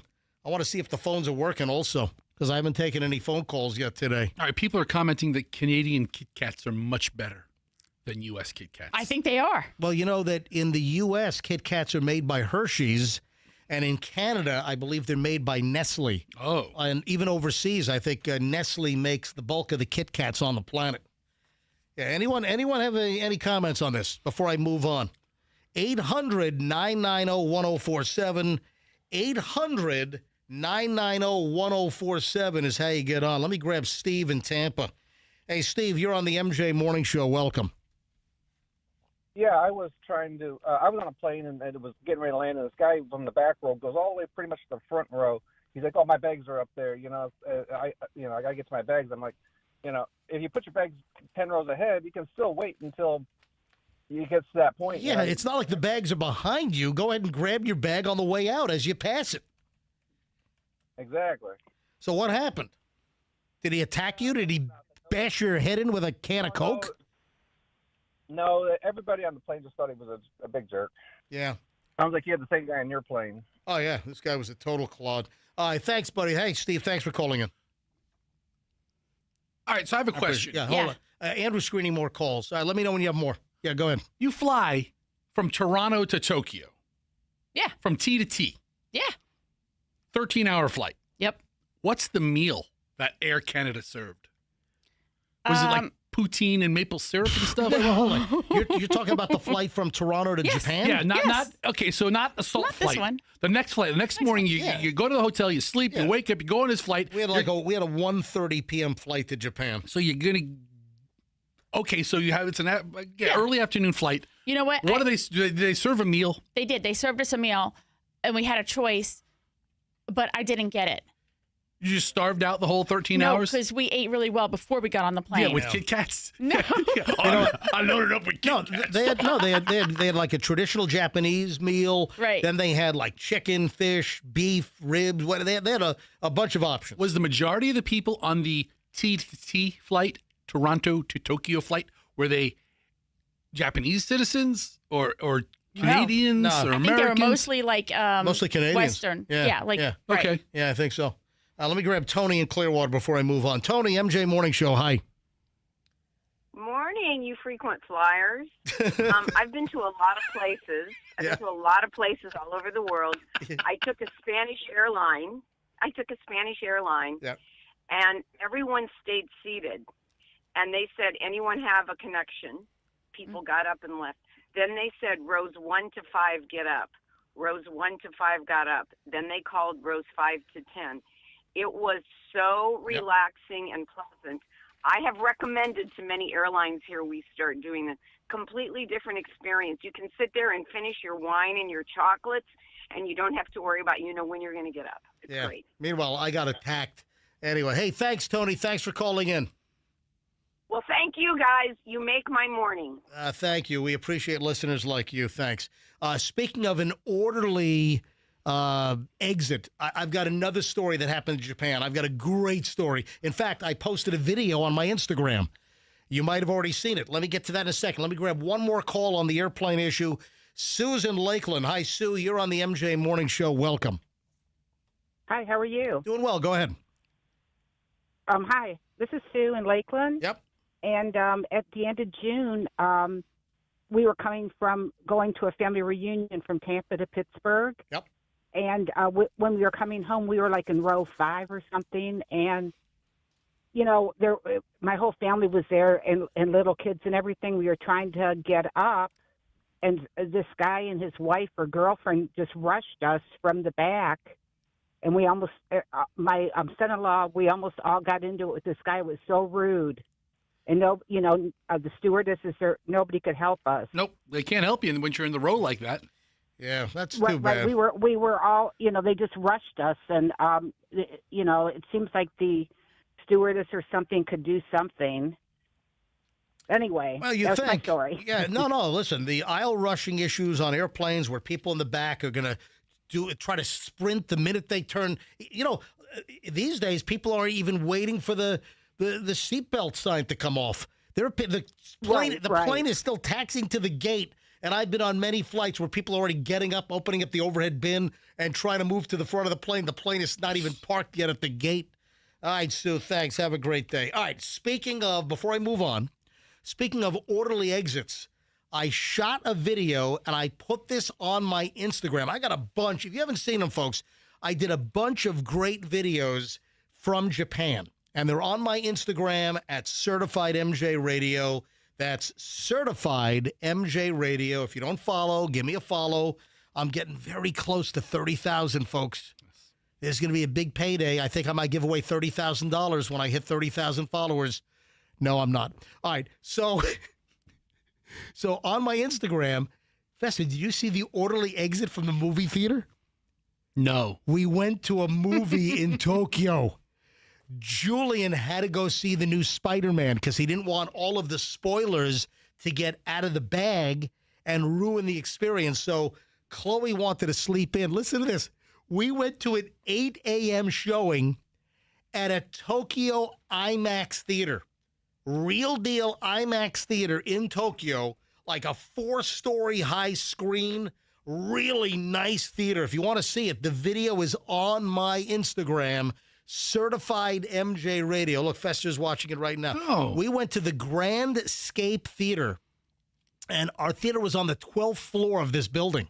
In Japan, a lot of stuff are in buildings. They go up with a lot of stuff. So this is a 12-story movie theater building. And we went we had an 8 a.m. showing. The movie started at 8 o'clock. Was it crowded? Yeah, the thing was sold out. It was like sold out. Really? Yeah. That's why we had to go at 8 a.m. because by the time we bought the tickets, that's all that was left, and there were very few seats then. But this is opening weekend. Oh, yeah. And your body is used to being up at 8 a.m. Sure. Because it's like 8 p.m. So we went to see Spider-Man. It was me, it was Michelle, and Julian. And listen, did I enjoy Spider-Man? I did. I mean, usually the action hero and the DC and the Marvel stuff is not really my bag these days. It's not really my genre. But I did enjoy Spider-Man. Julian was happy. But here's the point. It was the most orderly theater exit I've ever seen. The usher dismisses people by rows.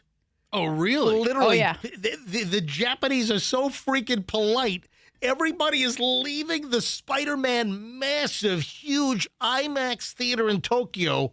They're leaving row by row.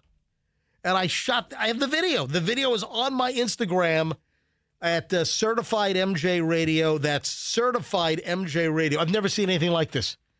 And everyone just waited. Nobody tried to bum rush it and say, I got to go. I've got a doctor's appointment or something.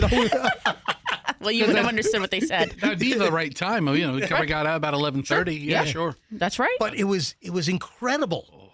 It was an orderly. Oh, and also the concession stand pricing was much cheaper. Like the popcorn and the Coke was much cheaper. I've got video of the concession stand.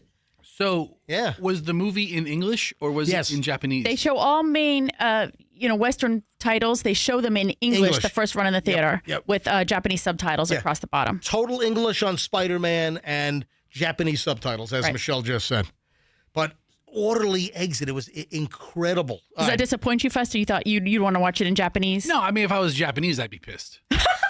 I mean, as an American, I'm like, this is perfect. It was perfect for us. I mean, if I'm a Japanese person, I'm like, oh, what's all this reading? This is a bunch of crap. But I wouldn't say it in English. I'd say it in Japanese. Right. Yeah. No, they seem to be watching it and reading it. The interesting thing was, I didn't even get to say this to you. There were a few times in the movie where there were like some kind of nuance or cultural references where it was kind of funny, right? Oh. So I laughed. But I think the humor was not caught by them because nobody laughed. Oh, Silence. you look at Round Eye over there, lady laughing. Round Eye lady chuckle. We don't know at what. Oh, You know what that is? Godzilla. You went to see a Godzilla movie too? That's not Godzilla. Oh, I thought you went to. You say you go see a movie in Japan. I thought you would go see Godzilla. It's not Godzilla. All right, I got to call this guy out. So this pops up in my feed. Do you know what this is? What does this sound like? Sounds like a guy farting in a gutter. I mean, What? I mean, You know what? You just about nailed it. really? No way, really? You just about nailed it. You're gonna love the segue on this one Did he as fart well. in like a slide? Hang on, you're gonna love the segue. The next story that I go into. This is allegedly a guy, and his Instagram. If you look at his profile, it says that he's like a lawyer. This is a guy that claims that he goes into businesses like Walmart, goes to the phone, and then farts into the phone over the PA system. Yeah. I'm calling this guy out. This is so phony. No, I don't know. No, it's not real. The guy's video, listen, I'm sure there are multiple people that do this, but the guy that I found, he's got a number of videos up, and it's the exact same sound on each one. Oh. No. Every one is this. And listen, I'm a trained professional. I can tell the difference between the timbre of audio recordings, and I'm going to tell you, not timbre, it's timbre. I can tell the difference. Listen. So there's one where he, goes to and apparently he knows the code.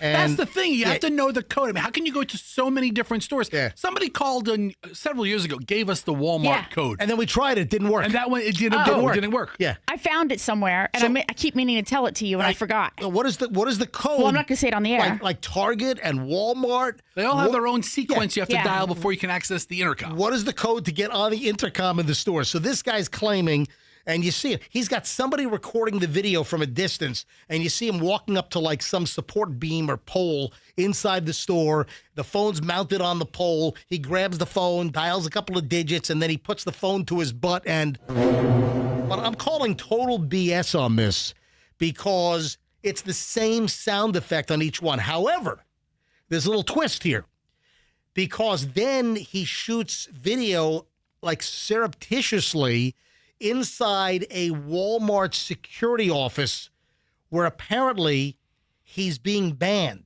But it doesn't make sense to me because, first of all, in some of the stores where he's doing the toot on the intercom, allegedly, it's got this big, like open, like a cavernous sound with all of the reverb and the echo going on, when in fact you're not going to get that in a normal Walmart. So I'm calling BS. However, listen to this.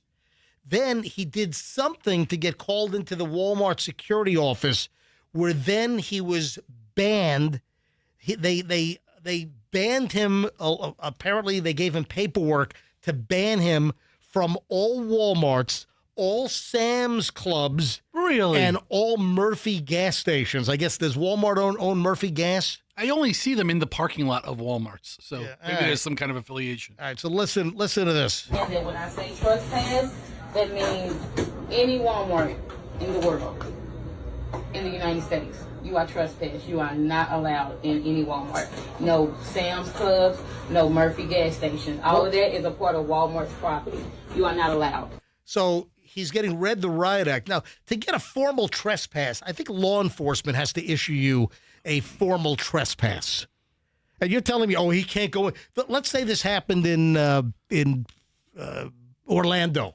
Oh, they're really going to find him at a Walmart in Tuscaloosa, Alabama, or in Raleigh, North Carolina, or in Peoria, Illinois, or Denver, Colorado? Come on. Okay, so Yeah. I agree with you on the surface. Right. However, with Walmart, I believe they have facial recognition programs as soon as you walk into the store. I was going to bring that up. They know every time you walk in. They know who you are and what you buy. They can predict what row you're going to go down. So you think like some buzzer goes off, some kind of a trespassee. We've got a trespassee. Trespasser. Walmart alert. You think that I think they have some kind of facial recognition? raised awareness. Whoever does the security is notified that somebody of interest is walking in. I didn't know that you have to listen to listen, a Walmart associate tells me to get into an office. I'm like, screw you, pal. Bye. Yeah, I'm never going to listen to a Walmart associate can we see you in our office? No, screw you. Call the cops. Yeah. Bring the police out. But yeah, man. Julian just texted me, hey, Dad, that's a well-known sound effect. I don't think I've heard that one before. But listen, the guy in the video, that sound effect clearly is dubbed in. I called that right off the bat, that I know that it wasn't a real fart sound effect on the Walmart PA system. Hey, Andrew, Julian's calling in. Yes, fart sound effect expert Julian. We're sending him to years of film school so he can splice in farts in the Spider-Man movie. Listen, all right. Julian's trying to get into a tough business. That might be what he ends up doing. Julian, listen, we're going to have a scene where Peter Parker eats nothing but beans. Okay? So I need him tooting all through the city, through his costume. Oh, beautiful, Julian. Fantastic. And the Oscar for Best Fart Audio, Julian. All right, hang on a minute. So anyway, the guy did something to get banned, but he's using the same farts. Every video on his feed, it's the same sound. Come on, it's not going to be the same sound effect. All right, hey, Julian on hotline. Yes, Julian. Hi, this is Julian, the fart audio specialist. You are. All right, go ahead, fart audio specialist. Yeah, it's not a real fart. I know it's Thank not. you. We didn't need the expert for that. Yeah, it's just that's an audio. What? Okay, So what's a sound effect? it's half a sentence, Julian. Dad, it's an audio. Well, an audio what? What is it supposed to replicate if it's not a toot with reverb? It's just a toot with reverb. Yeah, well. Okay, there you go. But the guy's using the same clip I over don't and know, over again. I'm trying to play it through my headphones, but I think the phone does too good. Yeah. Of, All right, so listen, I'm paying a fortune to put this kid through 4 years of NYU Tisch film school, and I'm getting fart analysis. Yeah, just to have him work on the set of Boogie Nights 2 to insert the farts. All right, J-Dog, I'll talk to you later. All right, bye. See you, pal. All right. And then here's the segue. Michelle, did you see the story in my pile about the Brazilian wax side effect? No. What's that about? You know what? Let me hand this to you. Let me tell you. Read this. Go ahead and blurt out.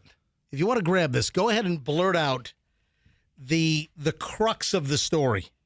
And if you want to read a couple of items in there, there's a claim that if you get a Brazilian wax, and not just the front, but the rear, Yeah. that I do not believe this for a second. Booming butt bombs, flatulence, toots, poots, farts. The pungent, piercing byproducts of Brazilian bikini waxes? The claim is... I can't imagine. Yeah, Why? I'm calling... Hand me Wait, this. let me read the rest of this. This is a New York Post story that I saw over the weekend in their lifestyle section. And the claim is that a side effect of getting a Brazilian wax. And a Brazilian can be front, I guess it could be back. And well, it's the whole shebang. Right. So women that are claiming that they're getting all the hair removed, even in the back posterior area, the claim is that when the hairs are removed, that allows for an unobstructed exit, and that passing gas is louder when women have a Brazilian and hair is removed from the back butt region. Silent farts are not a thing with the Brazilian wax. I don't believe this. What kind of crap is this? No. I don't believe this story. So they're claiming this is that fake news. They're claiming exactly. Yeah. Exactly. They're claiming that with the hair removed, that there's less friction, and that the butt hair actually will help dampen and tamp down a woman passing gas, and the hair will tamp it down. But if you have the hair removed, that it becomes like I don't know, like Clark Griswold on the sled in Christmas Vacation, where he put that slick stuff on. Just slip right out. Yeah, I don't buy this. Michelle, this is such. How could the New York Post publish this damn story? I don't know. Is there any more you want to read? Read some of the meat and the facts of the Well, story. they also then suggest that, or are explaining that skin-to-skin contact down there. Okay, that's true. That other That's true. thing that happens, I guess, that might also create some noise. Yes, it sounds like an applause. Exactly. I don't buy this for one. I'm not freaking sure I minute. believe this. Anyway, I'm moving on. And Bikini then farts. is that what they're calling them? Yeah, that's right. Bikini farts. I don't believe this for a minute. I think this is a totally screwed up story. I think it's fake news. I think it's fake fart news. And I think that I can't believe the New York Post is publishing this. I can't either. It's a poo story. Yeah, I think it's ridiculous. Hey, did you see the audio clip from Good Day Detroit? No, what happened in Detroit? It's great. It's like their local morning show. Yeah. So you've got what is this on Fox 13? What is it? Good Day Tampa Bay. They have that. Yeah, it's the name of their show. I think this is a Fox O&O. Is Detroit owned by Fox? Like locally, Fox 13 is actually owned by Fox Network, whereas like Channel 8 is owned by not a network. Channel 10 is not owned by a network. So Good Day Detroit is on Fox 2 Detroit. ABC 28, Tampa Bay 28 is owned by Scripps, but Fox locally is actually owned by the Fox Television Stations Corporation. Okay. The network owns our local station. So I think that the whole thing on the O&Os, which are owned and operated stations, I think they use like for their morning news, I think it's like Good Day Tampa Bay, Good Day Detroit. Did you hear the Beaver segment? No, but I want to. Oh, yes, you do. So the female anchor, I guess the best thing to do is just play the damn thing. All right. And, man, they are cracking up. There's a woman on the set who appears to be one of the lead anchors, and there are two men on the set. This is last week on Fox in Detroit. If you can provide yourself with food, and again, they're ice fishing because everything is frozen, and you're looking for fat in the beaver. Yeah, the beaver is the beaver is the most sought after. It is. Ryan, do you think you could eat beaver? It's fat and then it's meat. It made them all sick, though. They all got sick after it. Well, you can't eat diseased animals. Oh, God. What about a moose?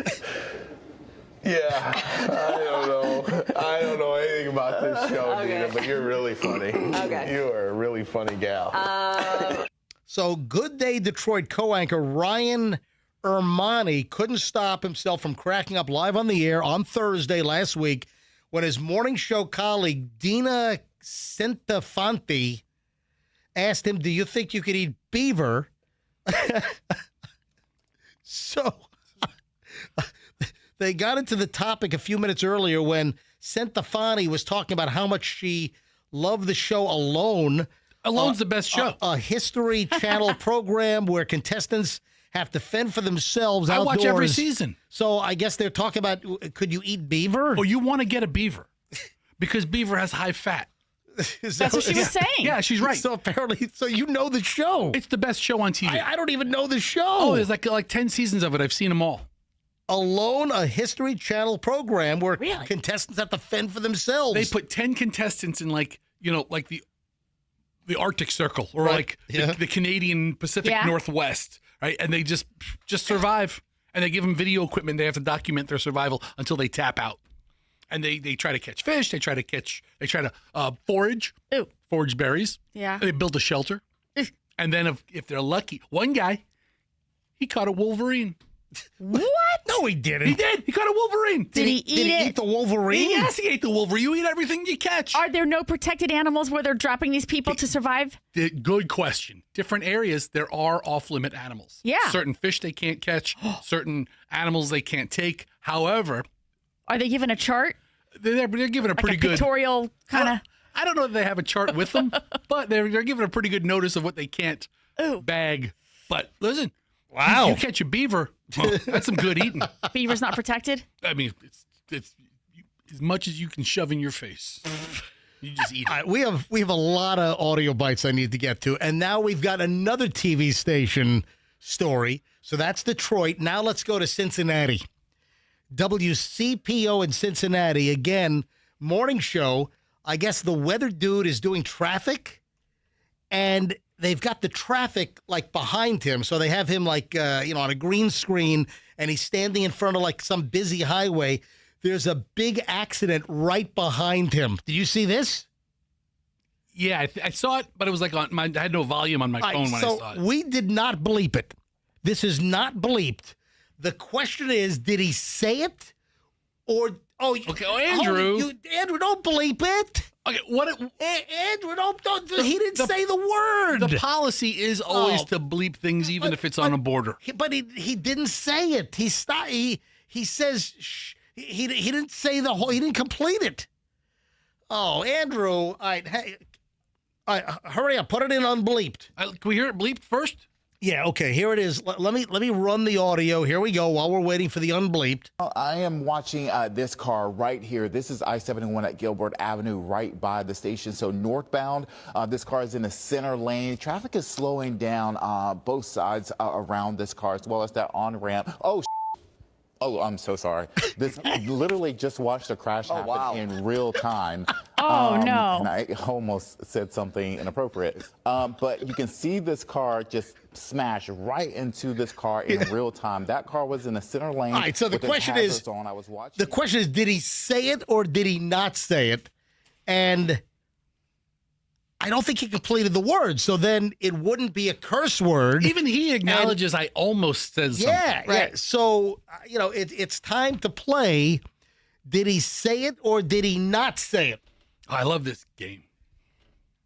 All right. Is it the last thing you just put in the bottom right? All right, here we go. Listen. I am watching this car right here. This is I-71 at Gilbert Avenue right by the station. So northbound, this car is in the center lane. Traffic is slowing down both sides around this car as well as that on-ramp. Oh, I'm so sorry. This literally just watched a crash happen in real time.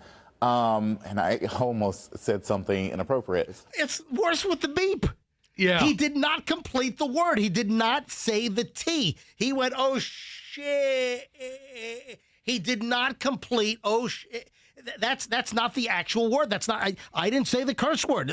If your mind finished it up, then that's something. He did not say the T. Is a savant the same thing as an expert? It could be shiitake mushroom. Oh, shiitake mushroom. I'm a cursing savant. Oh. And he didn't say it. He didn't. I heard either sheep. Oh, there's no P in that either. Listen. Sheep or ship. But not the...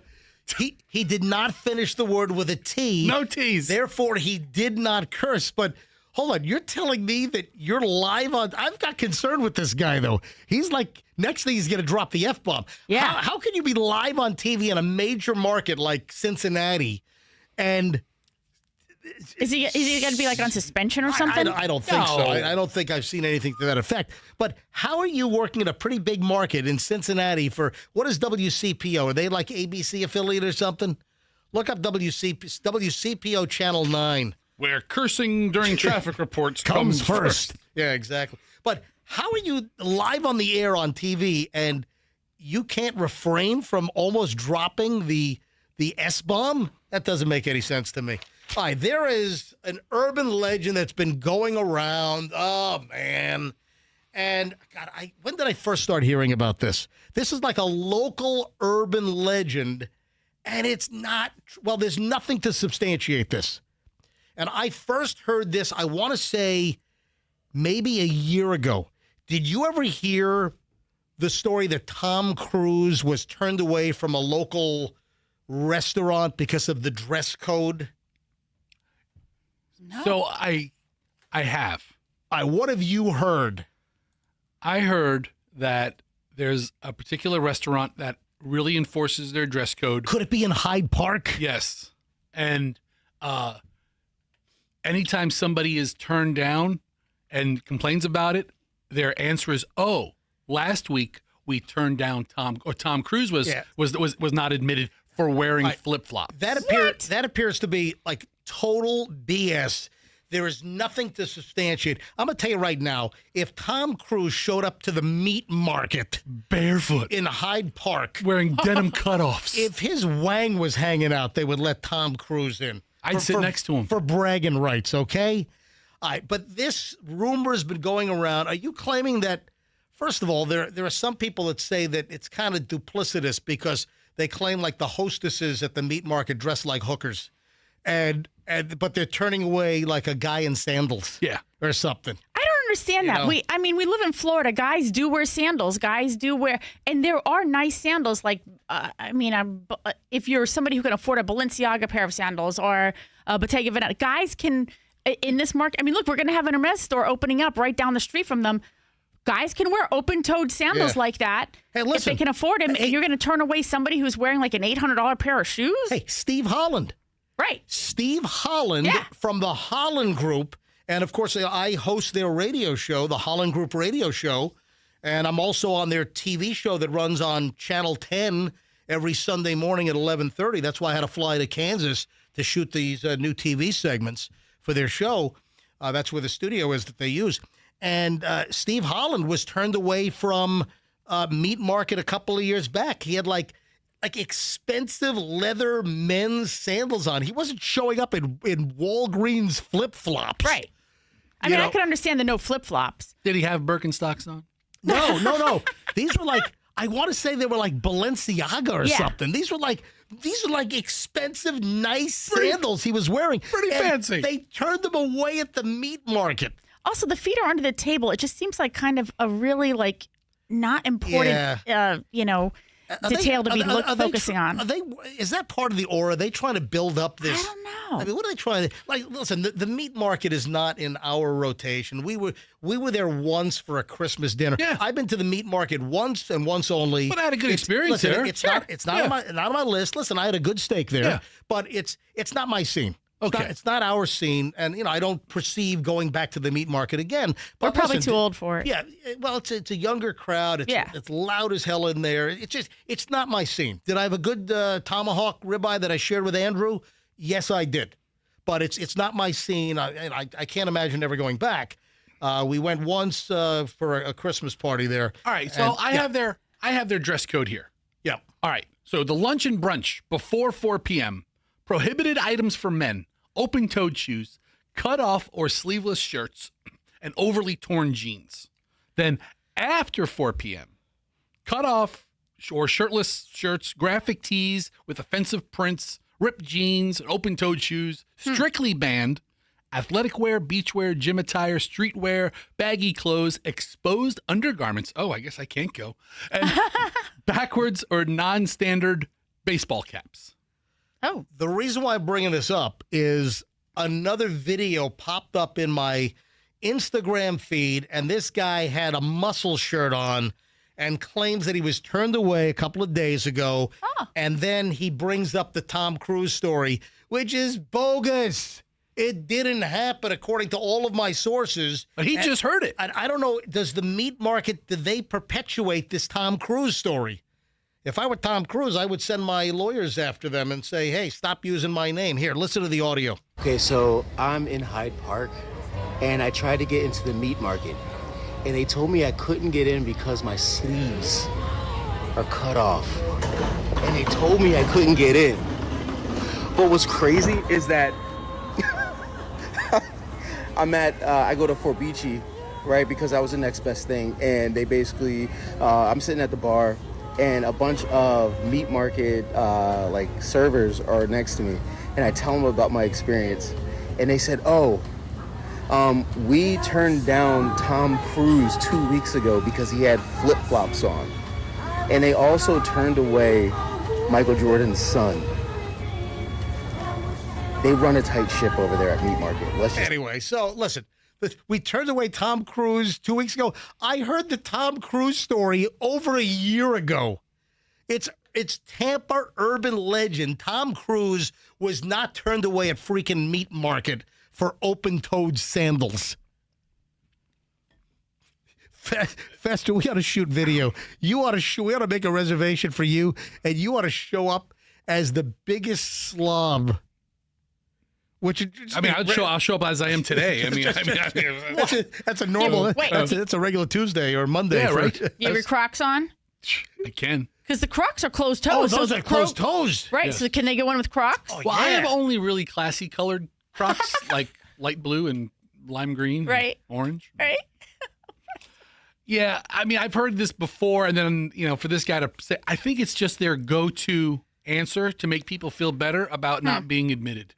I think they do hold. If they don't recognize you, I could see them. I'm sorry, we have a dress code. Huh. I'm sorry. Where no place else. Is there any other place in town that's that smug about it? I don't think even Burns is like that anymore. Yeah, Burns will let a guy in with sandals on. Burns is not going to turn you away. Listen, the meat market is trying to build an aura, and listen, it's nothing I'm ever going to have to worry about again anyway, so I'm not concerned. But the Tom Cruise story is, that's local urban legend lore. It is not real. That story's been going on for well over a year. As far as Michael Jordan's son, that doesn't do anything for me. Right. Did he get in trouble in Orlando? He drove like his Lamborghini on like railroad tracks or something. He was like drunk as a skunk. Yeah. Michael Jordan's son crashed his Lamborghini into the front bar area at Meat Market. I wouldn't let him into Olive Garden if he was leaving driving like that. Get out of here, Michael Jordan's son. Oh, man. Anyway, so that's the meat market deal. All right, one other Japan. I've got little Japan nuggets I'm going to drop in during the course of the week here. And tomorrow, Michelle forgot the gift bag. We have Japanese gifts for Fester and Andrew and Allison. We've got gifts for your kids. And Michelle laughed. Yeah. She left the Japan gift bag at home. Listen to this, Fester. This after the family bought so much crap, we had to buy 3 suitcases to bring the stuff home. We went there with X number of suitcases. We came home plus 3.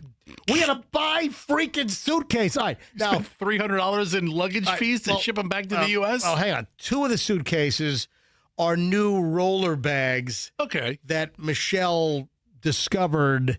Did a lot of research on, and there's a made in Japan roller bag that gets rave reviews. It is available to buy in the U.S., but the one they wanted is only in Japan. They can't buy it here in the U.S. So the brand of luggage. Oh, Japanese Tourister. Japanese Samsonite. It's not available. American Tourister. We know so that. All right, so what's the brand? Proteca? Proteca. Yeah, so there's a brand of luggage. It's fully carry-on compliant as far as size goes. But did you say that you saw a video where they showed the torture test on this Proteca luggage? Yeah, I guess they just throw it around and really hurl it like, we assume that the, luggage handlers do. By the way, years ago in the 70s, there was a famous commercial. It was either American Tourister or Samsonite, where they had like gorillas throwing the luggage around in a gorilla enclosure at some zoo. See if you can find that one. So go to YouTube. See if you can find the luggage commercial where gorillas are throwing the luggage around. But Michelle found some YouTube video. It's Proteca, Proteca. And Michelle, we got to go look at the Proteca store in Tokyo. Anyway, so because Michelle wanted to replace her roller bag, which is, I don't know, going on 10 years old, and, she doesn't like it. So, and then Chloe wanted a new roller bag as well. So they end up buying 2 of those. But no, the 2 new bags were not enough to bring all the Japanese purchase crap home. Then the last day, the morning of the last day, Julian and I had to go to the Ginza area. The Ginza in, how do you say it? Asakusa. Asakusa. They have a Ginza there as well. And we bought like an $85 piece of luggage that was also made in Japan, right? It wasn't like some... Well, you were told that. Well, I don't know. Guess what? That bag got damaged. One trip and the luggage is cracked. Well, bring back. No return policy. There is no return policy at this store, let me tell you. So, the first trip, this was there's a video. This is made in Western Japan. Hang on a minute. Also known as China. If you want to see the piece... if you want... Stop it. If you want to see the piece of luggage that we bought that cracked, there's a video on my Instagram, Certified MJ Radio. That's Certified MJ Radio. There's a piece of luggage that Julian is carrying over his head that we bought this thing for $85, and the freaking thing has a big giant crack in the bottom after one trip. So all the crap we had to bring home, all the gifts for you, Fester, and Allison, and the kids, and Andrew and his girlfriend. I got Max, the engineer, a gift. I got Chris a gift. That's it. That's it. Yeah, no one else is deserving in the place. So, we brought some gifts home. And also, listen, I do have to confess, I bought like a whole new wardrobe for the next 5 years at Uniqlo. Yeah. I like how you're complaining about everything that the family bought. I'm admitting and you're it. The I bought you bought the most bulky stuff. No, like, Chloe bought more at Uniqlo than I did. No. Hers were all thin. You bought bulk. So when it came to packing up bulk to bring home things, what, like underwear, Japanese underwear? No. Next 5 years of underwear. I bought T-shirts. I bought polo shirts. Listen to this. At Uniqlo, I bought plain T-shirts like grays and blues and different colors.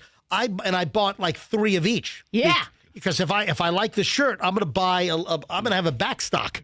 So that's like 24 shirts. You probably should have consulted me first. He had a whole suitcase full of his new stuff. Dude, so you've heard of Uniqlo, right? Yeah. UNIQLO, is that it? Uniqlo? UNIQLO. Isn't there one at like Disney Springs? I'm sure there is. Yeah. So Uniqlo. I could have saved you like $20,000, Dude. No. No, hang on. They have like a big store in like Orlando. You know how much the shirts were there? Listen. How much? Guess how much and I'll wear one tomorrow. Yes. Yeah. $8.31. The shirts are more than the same shirts here are more than twice the price in the U.S. The $20,000 I would have saved you would have been the airfare and accommodations for 15 days. Okay, that's the money I would have saved you by going to Orlando. I would have drove. So I have a whole bunch of new shirts that I'll be sprinkling in. I'm not going to be wearing as much logoed material here on the show on MJ TV, but I bought some nice polos. I bought a ton. Like, if I like the gray, I like the blue, I like the green. Yeah. I bought like 3. I got 3 shirts for like $24. I mean, you can't go wrong. All right, so I did bring a bunch of clothing back from Uniqlo. They thought MJ was like the manager of a boy band. They're like, he needs 3 shorts and this color and this color and this color too. All right, stop. I'm serious. He had the most stuff. All right, so going to Japan, we had 1 checked bag, which breaks my rule, but we had to bring all the gifts over for Michelle's Japanese friends. Okay. So, and listen, they're great people. I gave in. I allowed them to check a bag. What? Because we had... I gave in. Right. Listen to yourself. Like you had to say. Right. Let me ask you this. Did you... Like I had to say. You went to Toronto and you spent the night. Did you have to get your bag and then recheck it in the morning? Yes. Yep. Okay. Yeah. I don't know. No, we just let it ride around the conveyor belt all night. We'll get it in the morning. No, you're taking a flight the next day on the same airline. No, Transfer it over. We had to collect our bags. All right. Yeah. So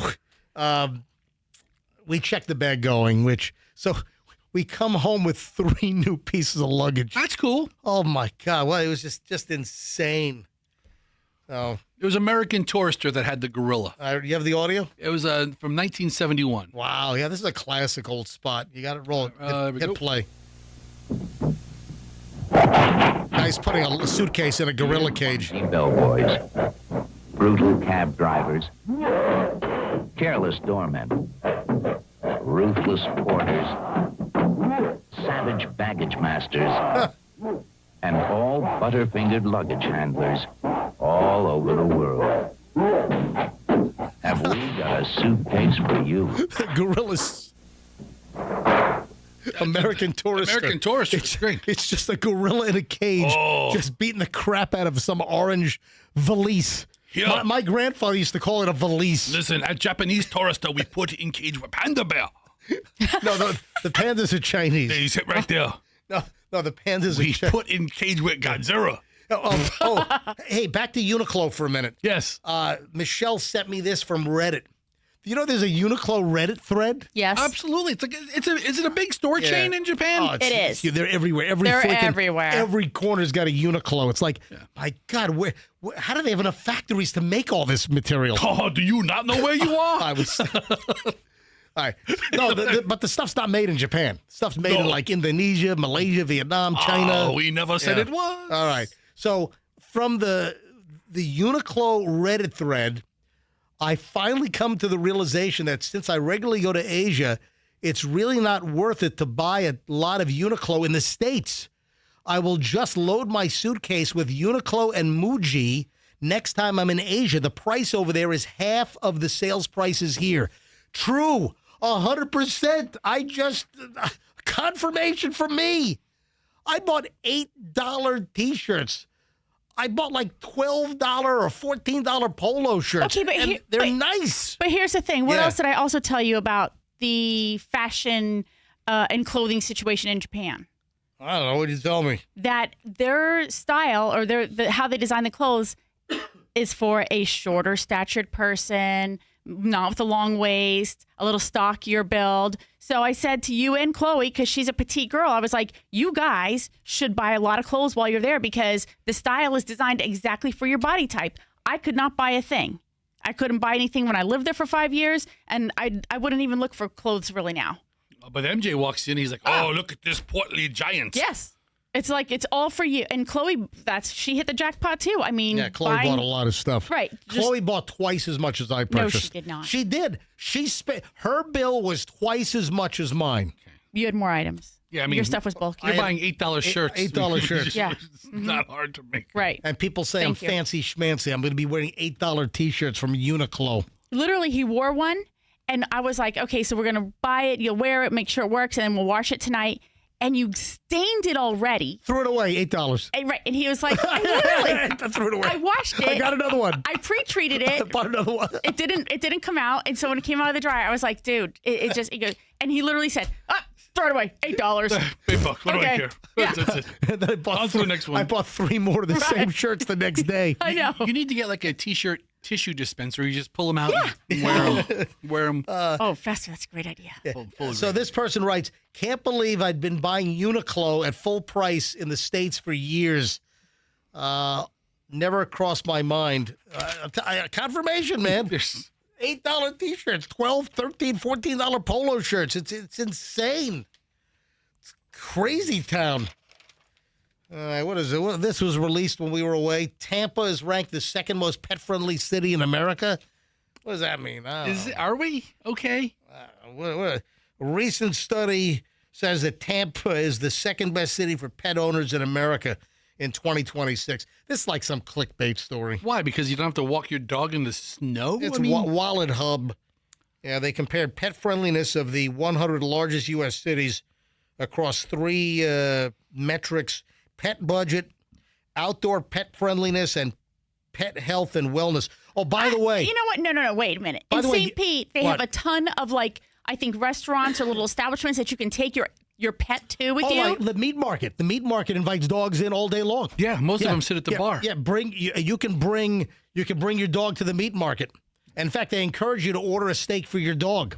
They do. Yeah. So, bring your dog to the meat market. Just make sure they don't have open-toed sandals on. They can sit next to Tom Cruise. Right. So, very strict to the meat market, but you can bring in dogs, and not just service dogs. You can bring in any dog, any size to the meat market, whatever you want. So is any restaurant with outdoor seating pet friendly? I don't know, but you know what? We did take the dogs to when we had the hurricane, and so we had the dogs, and we were in the hotel room, and Colony Grill was one of the places that still had electricity, and they were open the next day, and they had outdoor seating. So I called over there, and I was like, "Hey, do you mind if we sit outside with the dogs?" And they were like, "Absolutely not. Come on. Come on down." Yeah, and we just sat outside and tied those dogs up and ate pizza. I went to lunch this last week in town, and we sat outside. And It's the first time I've seated. I don't sit outside regularly. Right. And never in the summer. Of course not. But we got wambukied. Oh, It's like, no. You got wambukied? It was like pretty well shaded. Okay. And it had big fans. Yeah. But it didn't cut it. Didn't it was work. just miserable. But did you take Miss Mabel? We didn't know we were going to sit outside because 10 times out of 10, I'll choose not to sit outside. Right. And then we go like, all right, it looks nice. I had a nice little view, and we sat outside, and like, this is really great for like the first 3 minutes. And Allison didn't say, "Let's get out of here." She's All right. ready Skedaddle. to. She put it on. 23 relevant metrics shows that Tampa's the second most pet-friendly city in America. A score of 63.51, and they ranked the city among the top animal shelters per capita, having a very high number of veterinarians per capita as well. Do we really? Yeah, I don't know. Do we have vets at every corner? Do we have animal shelters? I can't think of a bunch of animal shelters. Who's more pet friendly than us, according to this crap list? We have a lot of dog parks that are pet friendly. Yeah, dog parks are pet friendly generally. By general definition. Orlando is number 4, and St. Petersburg was number 6.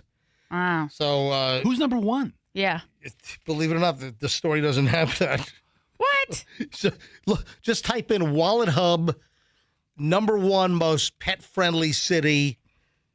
2026, All right. and see who number 1. I was looking for that. Like I meant to look it up last night, but I forgot. Scottsdale, Arizona, number 1. Scottsdale. Isn't it hot there? Yeah, it's hot here. Yeah, no, but I feel like it's hotter there. You think that more dogs get heat stroke in Scottsdale, Arizona? Dry heat. Yeah, it's a dry heat. You're right. But Winslow, Arizona. Yeah, at least there's a little moisture here. They hate dogs at Winslow. Oh, you think so? Yeah. Eat a dog in Winslow. All right, so congratulations, Tampa. Again, Wallet Hub, they do these surveys. They're kind of clickbait stories. They do all these stories because they get attention from TV and radio and print, and everyone mentions Wallet Hub. They know exactly what they're doing. There's a ton of these clickbait stories. I know what they are, but sometimes they're interesting, and I shall do them. Oh, did you see these 2 Florida kids that drove their e-bikes through Target? Didn't we have something in Polk County like a month ago? Was that the lawnmower? Oh, that was lawnmower. Was that Polk County or was that I thought it was somewhere in Florida. You're right. I feel It like was there's a lawnmower. been several riding through stories in the summer. Some guy took a horse through the store. What's going on here is that you have all these people that are trying to have the next big social media viral video. So people are doing really stupid things. 2 Florida kids facing felony charges for riding their e-bikes through a Target, leaving a trail of destruction, terrorizing shoppers. This happened down in Collier County. You know what? Maybe we did this story, but the update is that they're being charged with felonies. We might have done this story. I think we did. Yeah. You know what? It is kind of coming back to me. My brain was on break for 2 weeks in Japan. But, yeah, so it happened on July 9th. I believe we did the story back in early July when this happened. But the update is the kids are facing felony charges now, riding e-bikes or e-motos, the type of electric motocross bike They went into the Target store on Tarpon Bay Boulevard in Naples, down in Collier County. Then I guess they also rode on the store's mobility scooters designed for disabled students. They crashed into fixtures, disrupted shoppers, played explicit lyric music. What? Not they made bad music. They made profane comments, leaving some shoppers feeling terrorized. Profane comments? The kids were kicked out of the store, but some of them returned and then took things even further. Surveillance video shared late last week shows the juveniles riding their e-motors right through the front doors of the store. I think we saw that. But I'm waiting for video of them like going through like the housewares department. They left a trail of destruction, including black tire marks on the carpet, extensive marks on the concrete. They caused an estimated $2,500 in damage. The burnouts also caused heavy smoke. Customers were affected. The two juvies, aged 12 and 16, were interviewed by deputies with their parents present before they were each arrested last week. MJ, watch this video. Yeah. Watch the skid marks. Yep. I mean, I'm a skid marks expert. Yeah, you are. All right, so I know a thing or two about... I think you're sporting some right now, aren't you? Watch this skid marks right here. This is a long skid mark. All right, go ahead. Is there audio on this? Happened and who was involved? Oh, my God. He left a 15-foot skid mark on the opening carpet right in the front of the Target. It's a very impressive skid mark. Yeah, wow. Right That's there. a dark skid mark right there. That's going to take a lot of scrubbing to get that skid mark out. You just throw that underwear. You just throw that carpet away. Just cut it out. Just throw it away. Unsalvageable. It's like underwear. You just throw it away. Just not even worth it. If you guys get a bad one in there. Oh man! I mean, what's wrong with kids? Then we have another story, and this is a St. Petersburg story. What's going on here locally? I mean, the number of stories that Pinellas County is becoming the hot spot. Yeah. For these crazy stories that are getting national attention. Listen to this. While being escorted from a bar/restaurant at 1 a.m. for having sexual intercourse in the bathroom, a 19-year-old woman spit in the face of the female manager of the establishment, according to St. Pete police, who arrested the teen for battery. All right, so far this is reading like a sex novel. We stop. This is all pretty hot. Knock so it far. off. Oh, Investigators say that Haley Serball was being escorted early Saturday from the premises of Shiso Crispy in St. Pete. What the heck is that? What is that? Shiso, Shiso. Yeah. Shiso's like an herb. It's used in a lot of like shiso, a shiso leaf. Like they use it on sushi, like underneath a piece of fish on rice. They'll sometimes have a shiso leaf. Yeah, I'm looking at their website. It seems pretty Asian, huh? Asian inspired. Yeah, shiso. It's not she's so crispy. Oh. It's she's so crispy. Yeah, Asian fusion. She apparently had the bang bang chicken before she had the bang bang in the bathroom. Yeah, right. She was going bang bang in the bathroom before the bang bang shrimp, or maybe it was after the bang bang shrimp. I don't know. She had the bang bang chicken dirty rice. Dirty rice, bao buns. Investigators say, does anyone know Haley Serball of St. Pete? Haley, you're 19 years old. What a fine way to go through life. You're getting a nice early start on things here. Anyway, so she was being escorted from the premises at Shiso Crispy. Where is that? What road is that on? What's the address of this place? She's so crispy. Yeah, where is it? She's so horny. Yeah, hit about.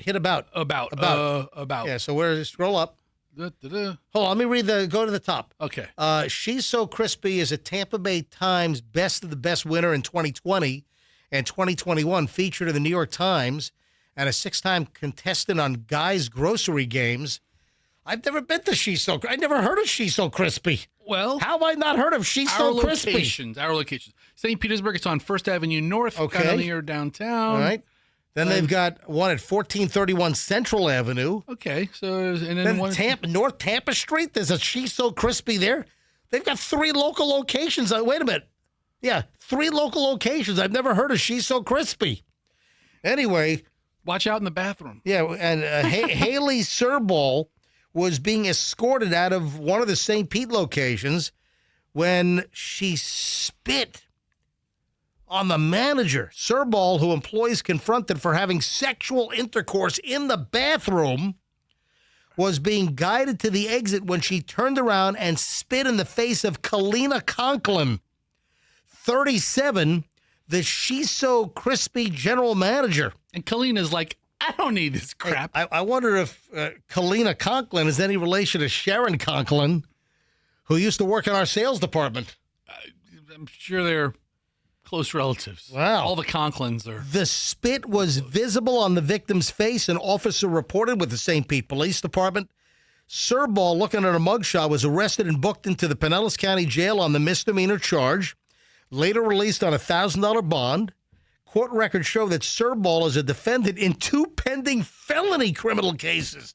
At 19 years old, what is going on with this young woman? She sounds like somebody you don't want to mess with. My God, she was separately arrested last year for auto burglary and being an accessory after the fact to an aggravated assault with a firearm. Whoa, wait a sec. A caller says it's their best friend's daughter. Oh, my gosh. Hold on a minute. Dusty in Spring Hill. Hi, Dusty. You're on the MJ Morning Show.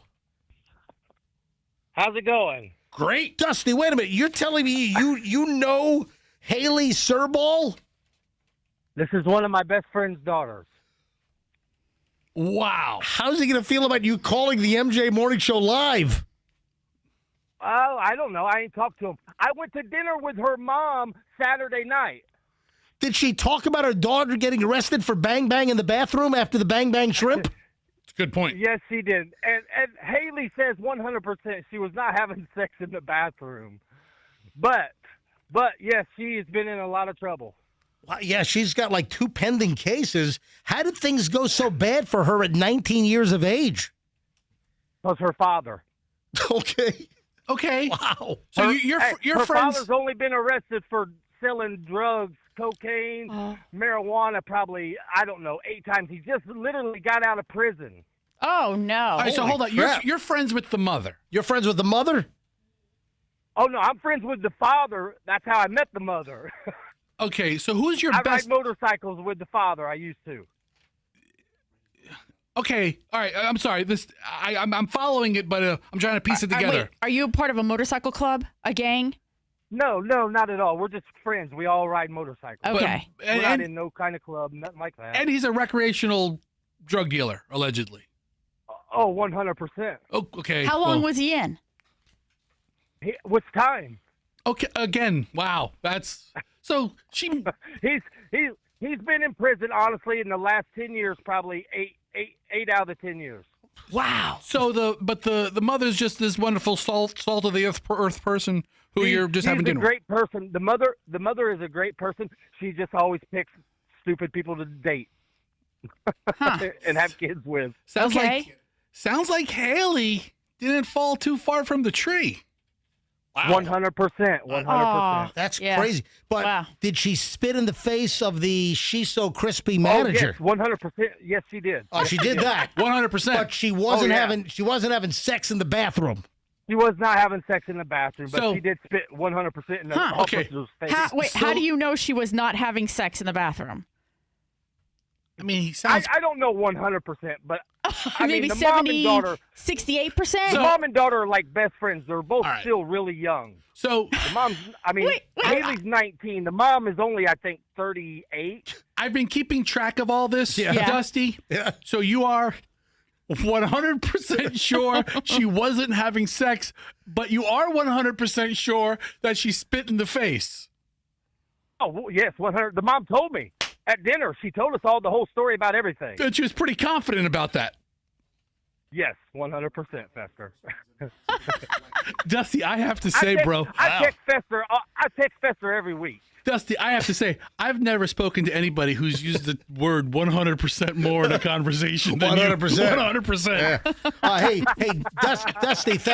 Dusty, thanks for calling. Dusty, hold on one second. Andrew, our producer, wants to talk to you off the air, okay? 100%, Dusty. All right. And hold on. Andrew's going to pick up now. Hold on. Don't hang up. Text me anytime. Right. Grab his line. 100%. Wow. We're getting that a lot lately. We're doing stories, and we're getting people that, know. What was the last one we did? We had a crazy one, just back in July. About the dog that we need to do an update on, where the woman who got arrested. That's right. And then the next door neighbor called and said, "Oh, by the way, not only do I know what happened, but I have the lady's dog." Lady the dog. Yeah. We've got to get a Lady the dog update. Yeah. 100%. 100%. Like Chloe's in studio. That was amazing. Chloe, did you bring what did you bring Fester?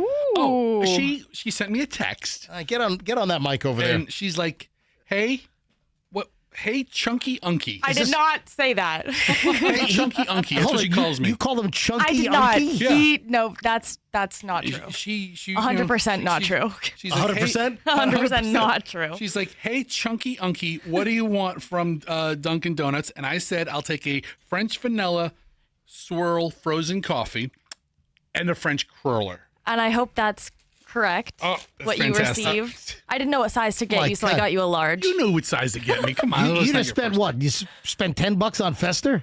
Of course, my chunky unky. Yeah, maybe like 15. Hey, how was Susie Lopez's first pitch? The Oh, Hillsborough she was County. so great. She was good? They probably could have used her yesterday. Oh, yeah. All right, Yeah. so Chloe, who just wrapped up an internship at the Hillsborough County State Attorney's Office, before she goes back up to Connecticut to start her second year of law school at UConn, Chloe went to the Rays game yesterday. It was Rays and Orioles.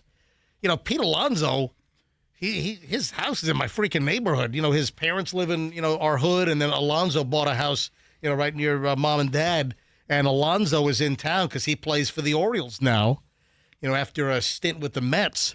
And the Orioles beat the Rays. But Susie Lopez, the Hillsborough County State Attorney, she threw out the first pitch, and Chloe was at the game. How did she do? She did so well. I heard she practiced a little bit before. Yeah. And so she really did well, and it was so good to see her. Do you remember you were 5 or 6 years old when I threw No. out? You don't remember that? What? No. Chloe, Oh my gosh. You were on the pitcher's mound with me. I threw out the first pitch like in 2007. Okay, well, I'll try to see if you can do it again so that I can. Or maybe 2008. I have a picture of you. Michelle, where's the picture of Chloe on the mound with me? Somewhere. We have a picture of you with me as I was throwing out the first pitch at a Rays game. I don't remember. Then after he threw the pitch, Vince Namoli said, "You got a hell of an arm on you there, MJ." Well, hang on a minute. Now, did Susie throw it from the mound or from halfway? I honestly don't know. How do you not know? My eyes were really bad. Oh, anyway, they wanted me to throw it from like halfway, from like 30 feet. I'm like, no, I'm not throwing. I'm throwing it from the freaking 60. I'm throwing it from 60 feet, 6 inches, regulation pitch. I threw it and I hit it right down the middle. I had a great throw. Yeah. Steve Reich. Yep. Anyway. So Okay, I have to go. What do you got? Where do you have to go? I got bagels for Julian and I. So I'm going to go now. You got bagels for you and Julian? They're hot in the car. Okay. Go take your bagels home. All right. Okay, Yeah, bye. you didn't offer us any bagels. Eating this French curler. Yeah, really. I'm taking a couple everything bagels. I know. Let's sleep on those. Hey, drive safely. Okay. Jeez. And Chloe. All right. Thanks for coming in. Hey, how'd you like Japan? Oh, it was great. Thank you. Yeah, how many suitcases did we have to buy? Because of your shopping, Dad, it was just we had to buy Right? a lot of extra bags. No, we did You not. bought so many. You bought in bulk. His items were bulky, were they not? So bulky. Yeah. Yeah. That is not true. And they didn't really work as well in the vacuum sealed bags that we use as everybody else's items. So it was a challenge. Your items were the challenge. It was a little bit, burdensome trying to get home with all of your shopping. Okay, and the knives. Well, I am going to bring in some of the Japanese knives. I did buy. Why, are you planning on a mass murder? No. Stabbing all of us? I'm going to show my professional Japanese chef knives on MJ TV. All right, when we get back, the 9 o'clock hour's on. Oh, Chloe, you up?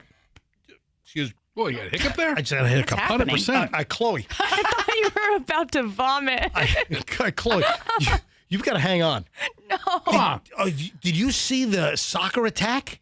No. Hold it. You didn't. Fester, you got to bring this up. This is a high school soccer player punches and kicks a rival in the head. This was in South Dakota. You can't do that. You have got to see this because, Chloe, you played Division I women's soccer for UNH Wildcats. You've got to see this. Okay. All right, Fester's got the video up. Just hang out. You can leave after the break, okay? So we'll do this first up. When we get back, Insane, guess what's coming to St. Pete? Yeah, how long before this one drives the wrong way in St. Pete? We'll talk about that. Congratulations, Spider-Man, Super Speeder. I mean, we have so much stuff. We have a packed 9 o'clock hour, and it starts next. Don't move. Here on the MJ Morning Show on Q105, 104.7 FM. My friends over at Veterans Ford invite you to take advantage of unbelievable deals, which are still good through the month of August. Hurry. F-150s, 0% financing for 36 months. How about 2.9% financing for 84 months? And this includes the Hennessy special juiced up F-150s. There are amazing deals right now at Veterans Ford. They're going to expire at the end of the month. So if you're dreaming about a new truck, you can get a 2026 F-150 with rates as low as 0%. There are discounts of up to $11,000. Hurry. Don't walk, run, or get in another vehicle and drive to Veterans Ford. Line Bar and the Veterans Expressway. Veterans Ford, best Ford dealer in town, best service department in town. Veterans Ford, tell them that MJ sent you. So we came home to a very cool house last Saturday night. Actually, it was early Sunday morning. We arrived at 1 a.m. We got in on a 12:30 flight from Atlanta early Sunday morning, just after midnight Saturday night. And in Atlanta, we used my app to make the house cool with our brand new Daikin air conditioning systems installed by Air Rescue. Folks, I'm going to tell you right now, Air Rescue is fantastic. Michelle, how good has dealing with Air Rescue been on now the 3 new units that have gone in our house in the last year? I'm looking forward to working with them for the next 2. Yeah, we've got 2 more units that are going to have to be replaced sometime soon, and Air Rescue has been just tremendous. If you need a new system, Air Rescue. Right now, how about a $1,500 credit on a new system? Trade in your old junky system, busted, whatever, and get $1,500 off. Get a credit toward a brand new system. If you need any air conditioning service, if your AC is busted, you call Air Rescue. Great, trustworthy, honest repair. And right now, they'll waive the $89 diagnostic fee with any repair. You got to tell them MJ sent you. Also get 10% off when you mention me, MJ. It's airrescue.com. That's airrescue.com. 888 never wait. airrescue.com. Tell them MJ sent you. Traffic's on. MJ Morning Show 856. Back in a minute. In Hillsborough, we have a crash.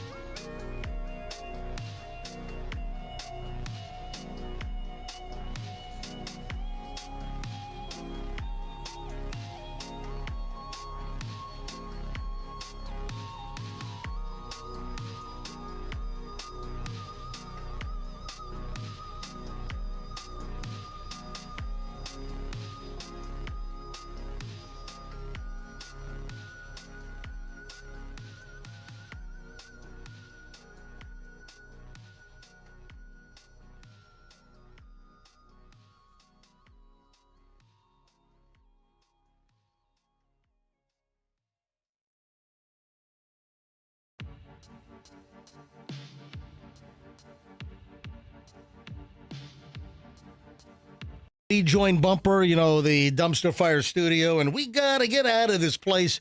That was the Katrina and the Waves version of the Animals. We got to get out of this place, sort of a Vietnam War era theme song. And that's like not available like on any Katrina and the Waves CD. They did that. What was the show with China Beach? Dana Delaney was in that, right, Michelle? Yeah, she was the big star of that show. So China Beach put out like a whole CD of like the Vietnam era songs, and Katrina and the Waves did that cover version, and it ended up like on a promo CD for ABC television. And you can't get that on like CD anywhere. And it's a great version of and even Eric Burden from the Animals even does some background backup on the Katrina and the Waves version. It's really kind of cool. Just a little programming note here on the MJ Morning Show. All right, Chloe, did you just look at that video of the soccer attack? Yeah, that was, I think my jaw was on the floor. Is that unbelievable? It was high school age? Yeah, that is high school. That's scary that a high schooler would do that. Hey, Andrew, did you pull any of that audio? Did you pull any of the audio from the soccer attack? So you didn't pull it, or you did pull it? It sounds like he didn't. Hold on. Yes, thumbs up or thumbs down? He has a little bit of audio. So this happened in South Dakota. A high school player's attack on a rival. So, Chloe, listen, you played college soccer. So the defensive player moves in to try to steal the ball. Mm-hmm. And then trips the guy? And then the guy that got tripped then, brutally attacks? I think everything was clean until one of the kids ended up on the ground and... He shoves him. Because the two players are now locking in. They bump into each other. Now he gets shoved out of bounds. One kid's on the ground, and then boom, right to the head. Kicks him in the head with his cleat. Unbelievable. And then a bunch of punches. Then starts pounding him in the face. Pounding him while he's on the ground. In the face. He's fist pounding him. That kid should never play. That's exactly what I was going to say. Never play soccer again. You should be banned for life. I mean, I don't think you can do that, but like... You could ban him from high school. You can ban him there. Yes. You can ban him from high school. He should not be allowed to play club. I don't care. Like that's... I would never be okay with that. The video has gone viral. It's out there. If you want to find it, just do a Google search. If you want to see this video, it's insane. Just type in South Dakota high school soccer player attack, and you'll find the video. It is insane. There are calls for this guy to be banned for life. This happened just minutes before halftime in a match between Brookings High School Bobcats and the Rapid City Central Cobblers. Their mascot is the Cobblers. Hold on. Do they make that fine a shoe in Rapid City that they have to name their team the Cobblers? Sad. Hold on. They're already playing soccer on August 15th or whatever date it was, August 14th? It could be preseason, a little preseason. Soccer's a fall sport, isn't it? Yeah. I remember having preseason games in high school. All right. Yeah. I mean, this is insane. This will go to the highest court in the land in Pierre. Well, listen, the kid ought to be charged with assault. The kid ought to be arrested. Yes. And charged with a battery. Yes. And a brutal attack on this other player. Yeah, a South Dakota, a school is now contemplating all of the potential consequences. They've got to toss him. He's got to be banned forever from playing high school. I wouldn't prosecute him as a juvenile. Just if I were to do it. Well, say it again. You would escalate to felony. You would prosecute him as an adult? Yes, as an adult. I don't have the age of the player. Yeah, I imagine maybe a couple of days suspension from school. I don't even couple know. of days? 5 days. I would say definitely. Yeah. I would expel the kid. You don't get expelled for fighting, dude. This is like a street thug brutal attack. You don't get expelled for fighting? Were they public school? You get into a high school fight. Yeah. Okay. Right? Well, what should happen? You get suspended for like 3 or 4 days. That's it? You get detention. You knock this kid down, you're kicking him in the head, and you just get a little bit of ISS. You get to sit at home with your mom. The game was suspended for 10 minutes as referees tried to desperately get a hold of the situation before they continued, and the Bobcats claimed a 2-zip victory. Yeah. Now, is the kicker, kicker like the head kicker, the kicker in the head, the aggressor, was he a bobcat or a cobbler? Yeah, I don't know. The Daily Mail contacted the Rapid City Central High School area school district for comment. The video's gone viral. It's insane. Yeah, people are saying lifetime ban. I mean, he ought to be banned from any college potential as far as I'm concerned, because that's nasty. Not junior colleges. I'll tell you what, whoever when he applies to a college, somebody's going to send the college coach that footage. Oh, yeah. And they're not going to be interested in him anymore. No. College would be like, that's the kind of aggression we're looking for No. here. Put him on the rugby team. make a transition from soccer to rugby. Does Hillsborough Community College or Hillsborough College now have a soccer team? They didn't when I was there. I don't know. I mean, I have no idea. Does our local community colleges have soccer teams? Before I move on, Andrew's got a little bit of audio here. This is like reaction in the stands. You got it, Andrew. Roll it, hit it. Oh, you put it on 32. All right, so I've got the audio over here. I thought you were going to play it from the producer's booth. All right, so let me grab it. Page 32 on today's Audio Bites. Listen.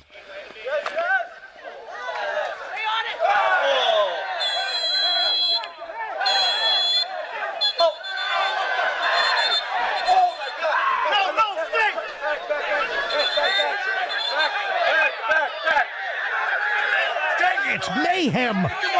It's mayhem, I said. Yes, Andrew. Wow. Were you on the air? I don't know. Oh, Andrew was not on the air. I guess let me play the audio again. I guess someone says, get him out of there, get him out of there. Listen.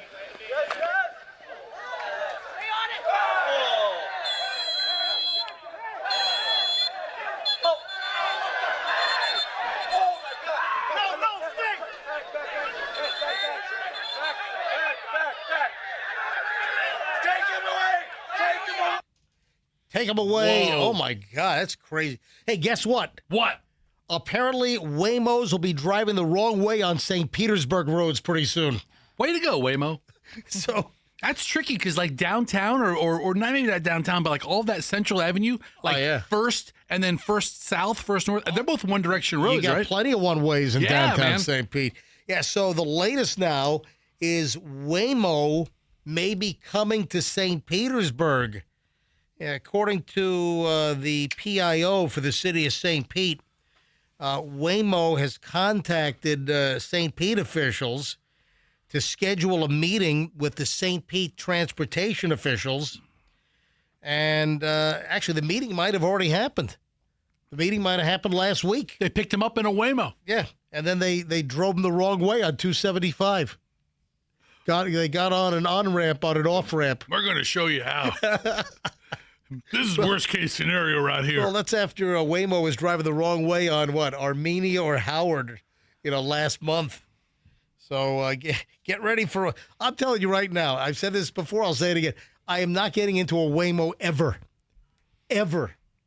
Fester, would you get into a Waymo? Absolutely. I have no problem with that. Michelle, would you get into a Waymo? Sure. No, you wouldn't. You're gonna really? Look at that. Well, you're just trying to be opposite your husband over here. Listen. I'm going to have to ask for permission. The technology's only getting better. Right. I mean, at one point they were really, really, cautious about indoor plumbing. Exactly. That's what I was thinking. Eventually, it catches on. Okay. Years ago, who would want to get on an airplane and fly? Oh. Those crazy Wright brothers. Stay away from them. Don't talk to those two lunatics. I'm not getting in a Waymo. Anyway, they think we're birds. So, have they cut the Waymos loose in Tampa yet? Are they driving on their own yet? Or can people actually book a Waymo? I don't know. I mean, you can book one, but there's a driver. Is that right? I don't even know. All right, are we going to pull off an MJ Morning Show Waymo prank and have 25 Waymos driving in circles in some parking garage in downtown Tampa? Okay, are we or I was going to pull the prank off, but have you be the victim of the prank? You can't get out of the neighborhood or something. Yeah, send everything, that's a good one. Send everything to your neighbor's house. You're like, what?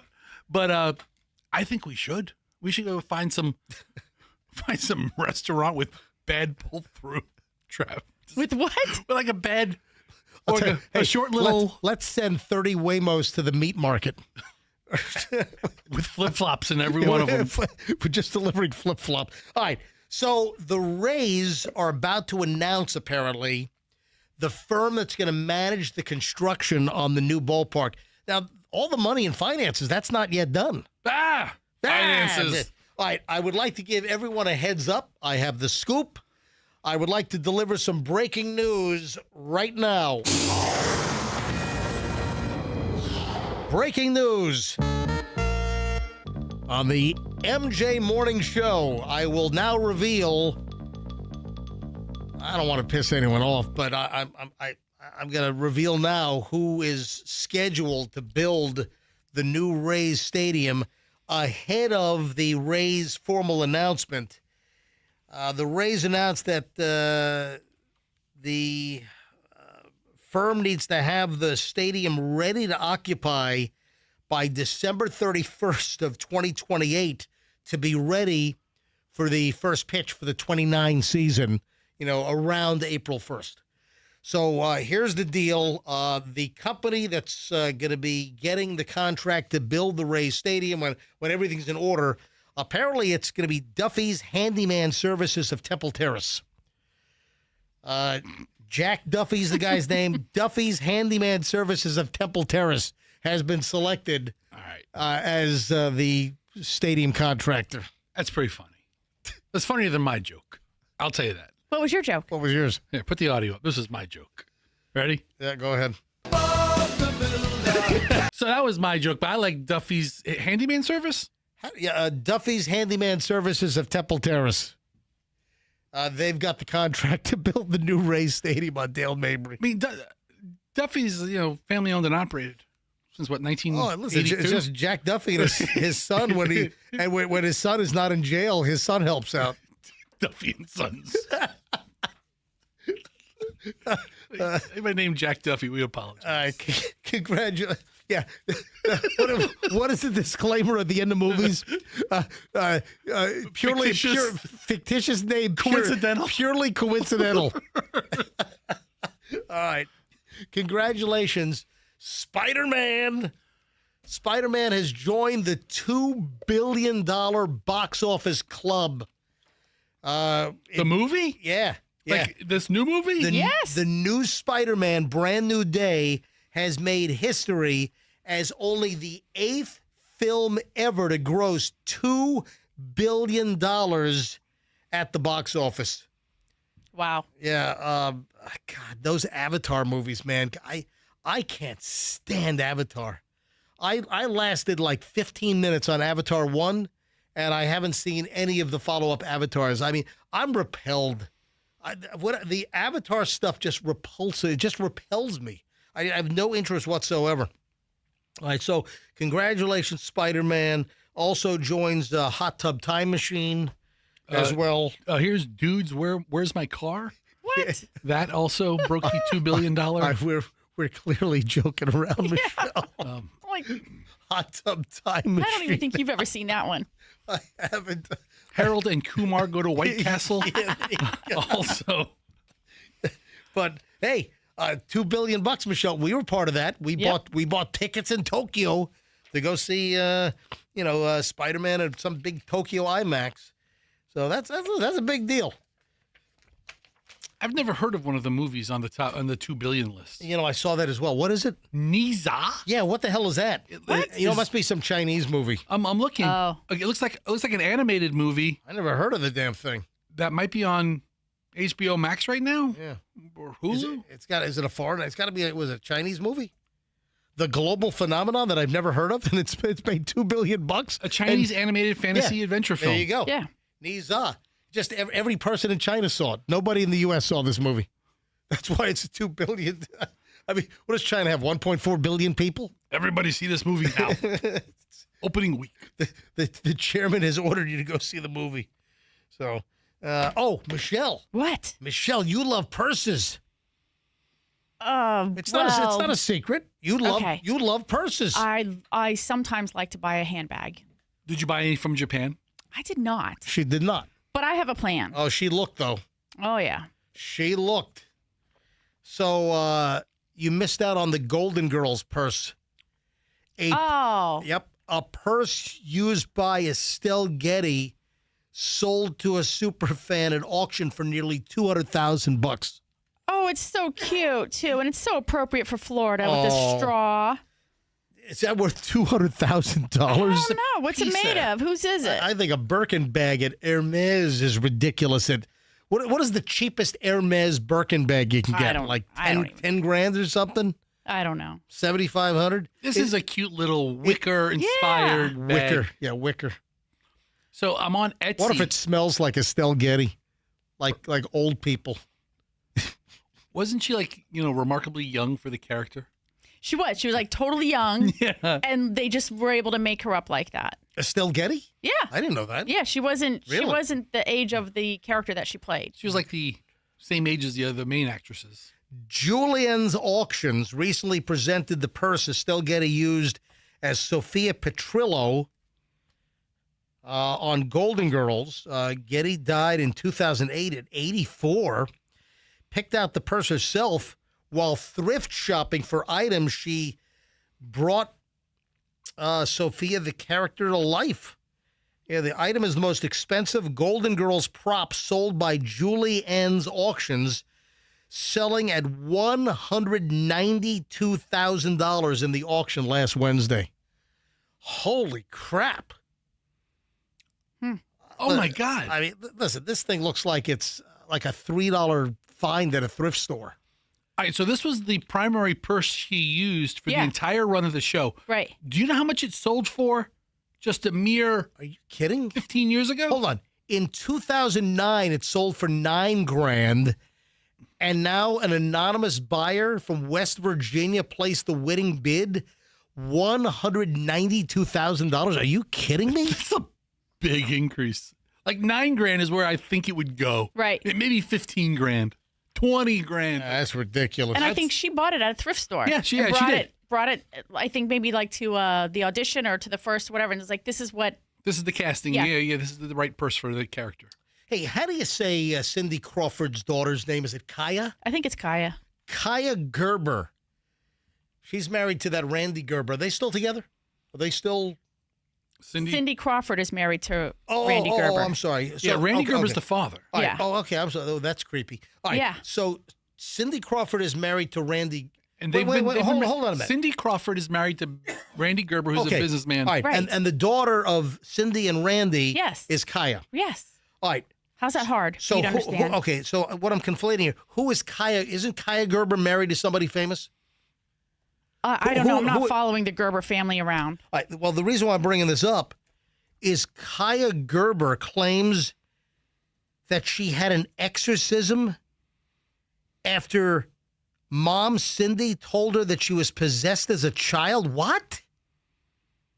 What is this? Kaya Gerber claims she underwent a secret exorcism because Cindy Crawford claimed that she was possessed as a child? Your mother sews socks in hell. What? What? What'd you just say? Your mother sews socks in hell. Okay. You never heard that before? Your mother sews socks in hell. No, I never heard that before. I'm possessed. But you're speaking about Cindy Crawford, who is, I mean, arguably one of the most beautiful, One of the women- most successful supermodels in Yes. the world, that's for sure. like one of the top 5 ever. So her middle Kaya Jordan Gerber is her Yes. name. She's 24 years old. She's not married to anybody. She has a boyfriend. Oh, I thought she. Oh, then who's her boyfriend? Louis Pullman. You don't even know who that is. All right, well, then He's a Marvel actor. Tell me more about All right, him. then I'm Tell me confla- more how you know. Then I'm conflating. I'm Yeah, sorry. uh-huh. All right. So she claimed she was on some show, on the Mitch Churi chat show. What is that? Oh, yeah, the Mitch Churi chat show. During her appearance on Friday on the Mitch Churi chat show, she recalled that her mother, Cindy Crawford, gave her holy water when she filmed American Horror Story double feature back in 2021 because the supermodel didn't want her daughter to get possessed. I was told I was possessed as a child. What? Was it like jokey or tongue-in-cheek? Child, you are possessed. I think I've got some audio. Hang on. We have some audio of Cindy Crawford's daughter's possessed childhood. What an excellent day for an exorcism. You'd like that? Intensely. It burns! Oh, it burns! Oh! you remember, what's her name?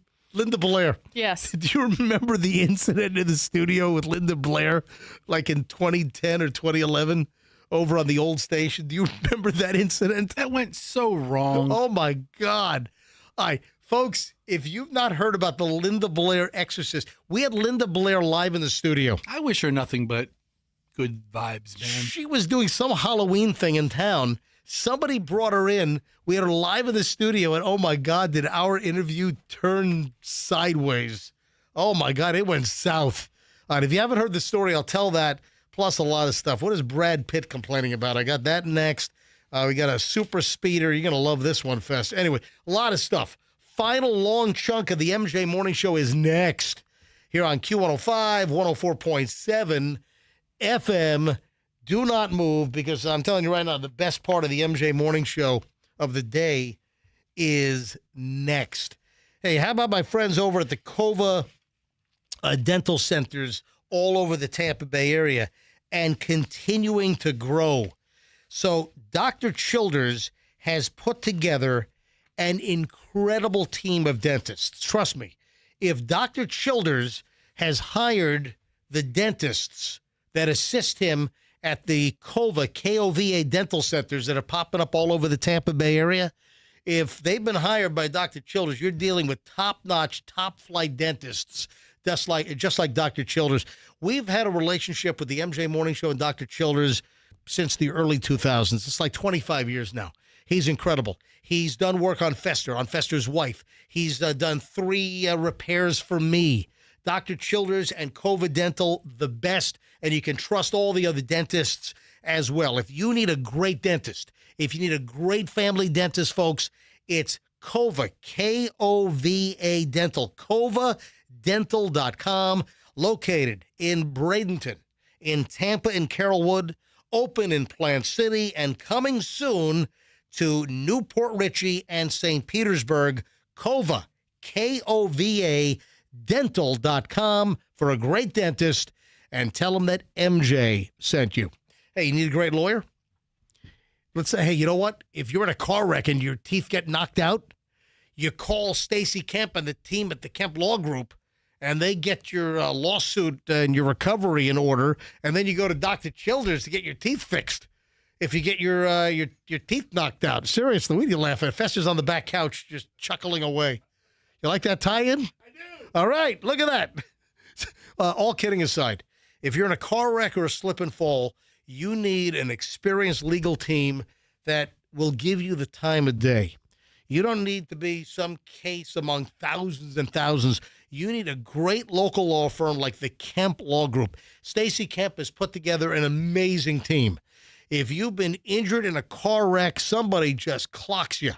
If you're in a store and you have a slip and fall or some kind of parking lot mishap because of negligence, you get a hold of the Kemp Law Group. Accident or fall, you call Kemp Law.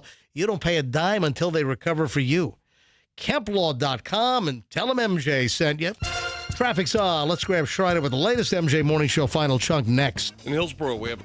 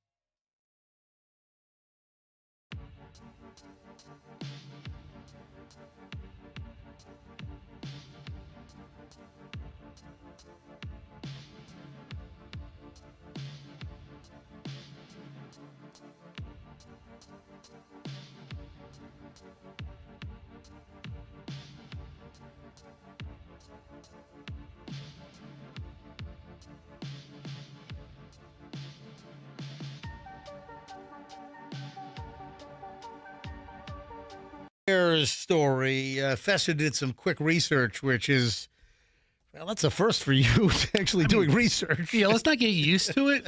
That's not the standard around here. So you found why and when Linda Blair from The Exorcist was in town. Yeah, so it was in the late 90s, in the 1900s. If you just tuned in, we did an item that Kaya Gerber, the offspring of Cindy Crawford and Randy Gerber, that Cindy claimed that the daughter was possessed and had an exorcism or something. I don't. Is this real? Anyway, so this brought up actual Linda Blair memories because Linda Blair was in the MJ and BJ studio because it was even BJ was still around. So it was during the MJ and BJ show, and we had Linda Blair in studio for an interview, and things went really, really bad. And I want to. She walked out on us, if I'm not mistaken. What did you do? I didn't think it was that bad. I thought it was hysterical. We all thought it was hysterical. I thought she was here for the party. She was part of the show. Oh, yeah. She's getting paid. The only claim to fame she has, if I'm wrong, correct me. The only thing she's really is known for is this movie. Is The Exorcist. What else did she do? That means she is even if she did 12 other movies, they don't. Who cares? Listen, she is the epitome of a one-hit wonder actress. So I mean, and she's cashing in on it. She's in town to promote a haunted mansion or haunted house. Hold on, you're getting ahead of yourself. Okay, I'm sorry. Tell this. What research did you find that put Linda Blair in town?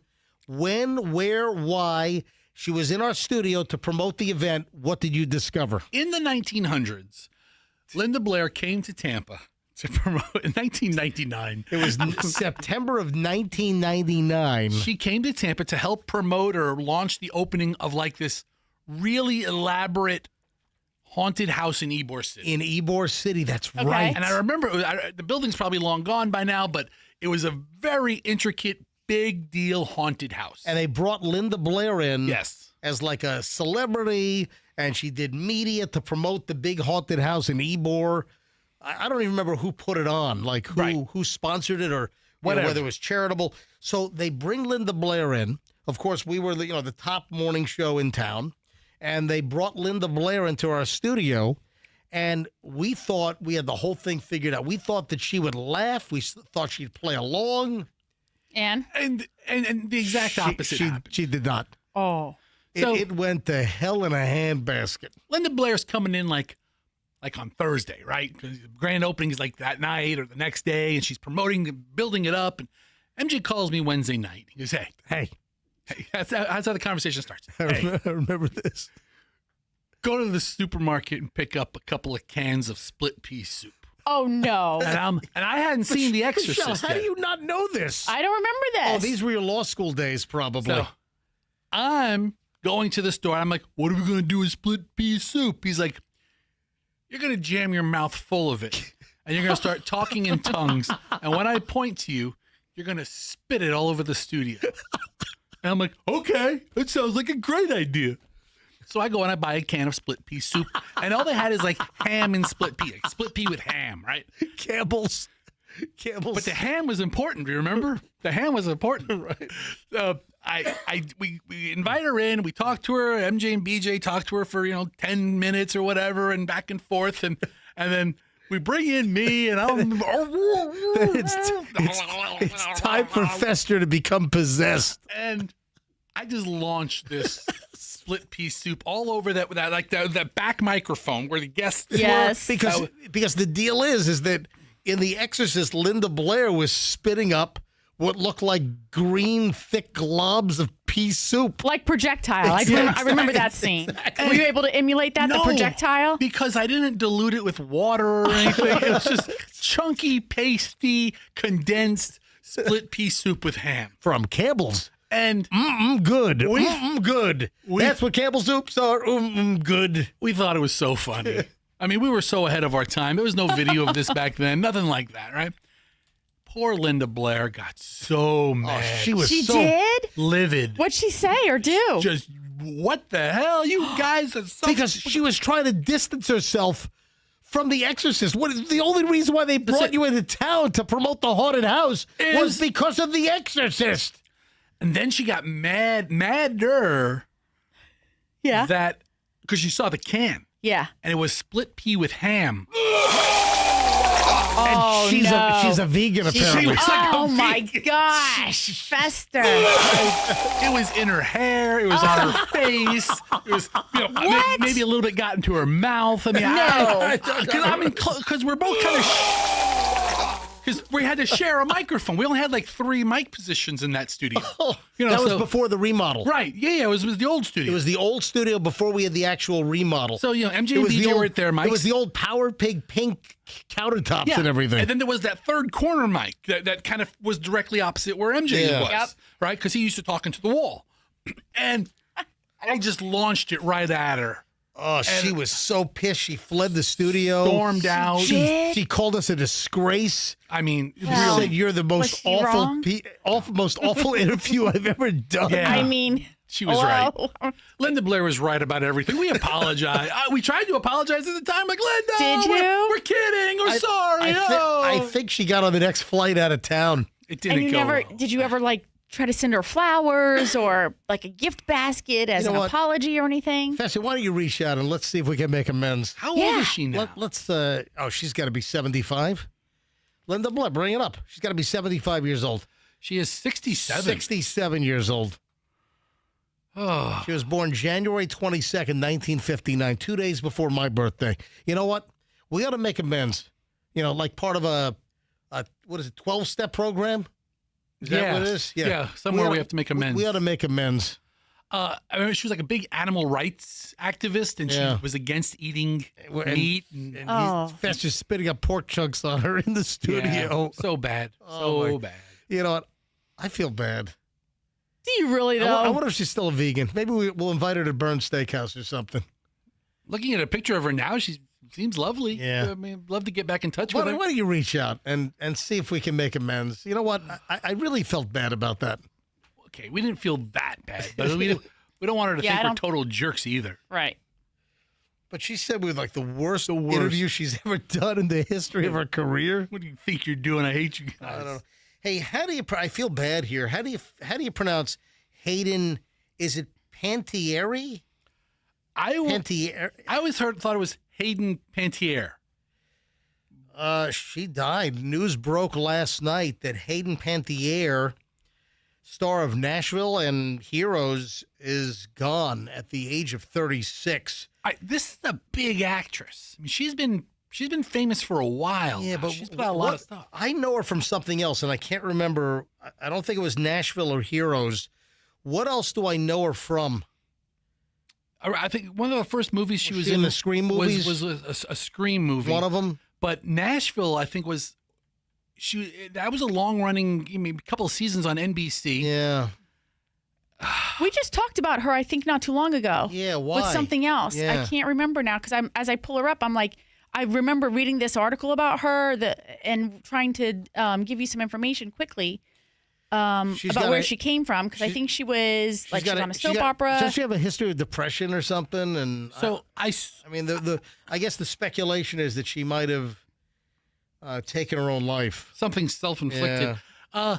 So I've done more research on Hayden Pantier today than I ever have in my whole life combined. And after she gave birth to a child, she said she was suffering from alcoholism and severe postpartum depression. This was several years ago that this interview was done. Right. But they mentioned it in the latest story without giving any details as to what happened to her yesterday. And the family's not giving any details yet. So if we're just looking at clues from her past. Her representative said, "It is with profound sadness that we share the tragic passing of our beloved Hayden. She was an incredible light and a force of nature who brought immeasurable love and joy to all who knew her and to the millions who watched her on screen. No cause of death or details or circumstances surrounding death immediately reported, but the speculation is that she did it herself. So her daughter, primarily the father, has custody. Oh, is that right? And lives in Europe. So might be depression over custody issues. Vladimir Klitschko, I think was a boxer or a fighter, right? And that's the father of their child, and she's been open about her battles with issues before, right? But man, this is 36 years old, and she, on the surface, looks like she had all these positive things going for her. But a history of problems, apparently. So anyway, rest in peace. Terrible news that hit last night. Speaking of celebrities, Brad Pitt did a pretty heavy interview with Esquire. So a couple of things have come out regarding Brad Pitt. So Brad Pitt, in the Esquire interview, Michelle, says that he rejects watching porn, not because of any moral objection, but because the acting is so bad. What acting? Oh. I think that's his point. I mean, what acting you talking about? I mean, you know what? Maybe he should take it upon himself to show us how a male would go about acting in a porn. Okay. What are you saying? You know what? Brad Pitt is hot. Sorry. Yeah. He's always been hot. He's been hot since, Thelma and Louise. And before that. He's on your laminated list, right? Oh, he is, for sure. Yeah. I mean, But, yeah, I mean, look, if he can't watch it, he has standards. So Pitt declined to offer any more details beyond the comment, regarding the Angelina Jolie situation. He did talk about his life. He did confess that he was once suicidal about the family stuff, because Angelina Jolie accused Brad Pitt of abuse back in 2022, not too long ago. Pitt denied any accusation to that effect through a representative, but he also Brad Pitt revealed in the new Esquire interview that after 7 years of sobriety that he's off the wagon again. Oh, so he's drinking? Though he feels he's able to control his drinking to a much greater degree now. Right. Wow.